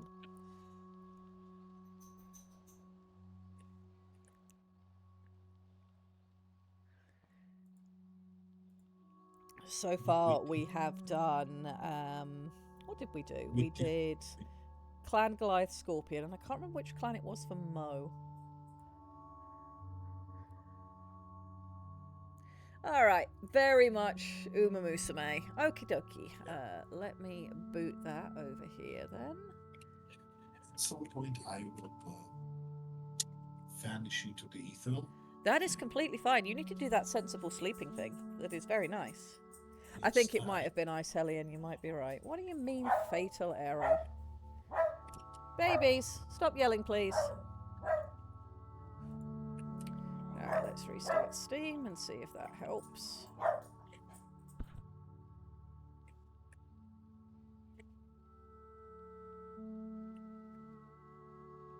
I am going to die laughing if Steam just decides that we are not allowed to play Uma Musume today because it was running fine yesterday. It will literally be Steam being like, no! I understand your desires, and I reject them. It failed to why am I getting this error? What is this? It is Steam telling you once requires sacrifice. Why is that happening? That is very strange. Let me take a look at my task manager and see if there's anything weird going on.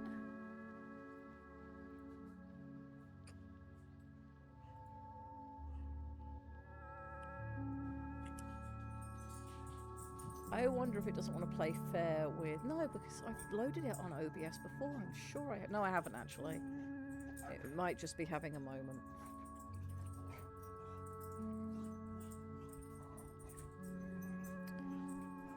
It is not going to let me, and I do not know why. It's evil. It should be treated with a... I think that is error code IL2CPP. I don't know what that means. Involved. Looks a bit flipped. Let's see.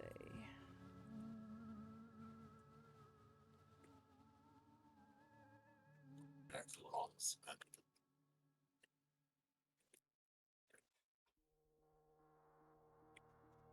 Oh, great. It's saying you might have to do integrity of game files. Fun. Very fun. Should go it. We should find it with the being it so deserves. I will click the button. And unfortunately, chat, we're just going to have to sit and chat and have a conversation and see if I can fix this or not. The annoying thing is this was literally running yesterday. I don't know what's changed in that time, but something has. Well, it is, it doesn't feel like we've earned our once today. It didn't go through an hour. There's no actual plot here. It felt shallow. It's like, what do you expect to have your once game just delivered to you? Just like that. Feels shallow.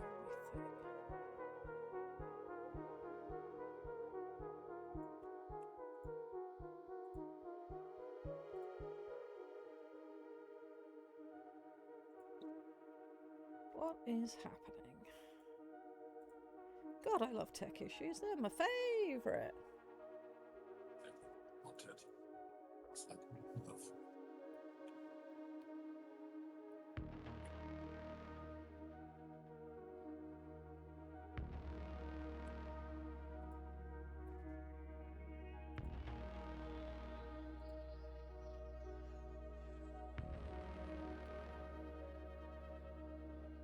Okay, it's telling me game files are validated, and that's all fine.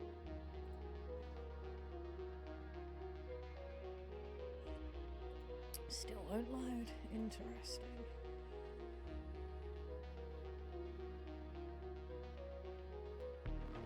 Why has this happened? Why today of all days? We may never know. We will never know. We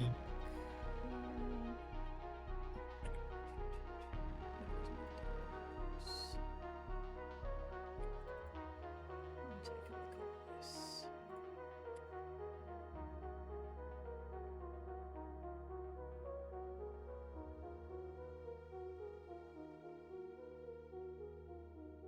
Alrighty, let me try tinkering with this one thing, and if that works, Great. If it doesn't, then I don't know. I will have to play with this another time.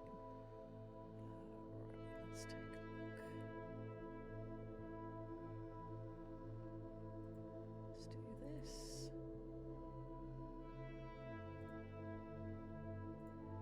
Okay, we'll give that a try and see if that helps. If it doesn't, then this will be a fix for another time. Did not work. Okay, I have no idea what is wrong with Uma Musume. I am sorry, we cannot Haunts chat. I'm very sorry. That is not the desired outcome that I wanted for us. I want monsters. Can you try for monsters, or is this too much to ask? Do you exhaust you? If Monsties will load, I could do Monsties. I would like to try, if possible. We will see if that behaves, and if it does, I will then see about trying to make stuff work. Where is Monsties? There. See if this will load. Or if my computer has just done an update and decided everything is sin.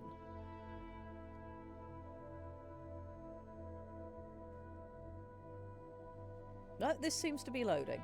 This seems to be loading. So we can do Monsties. Yay, monsters.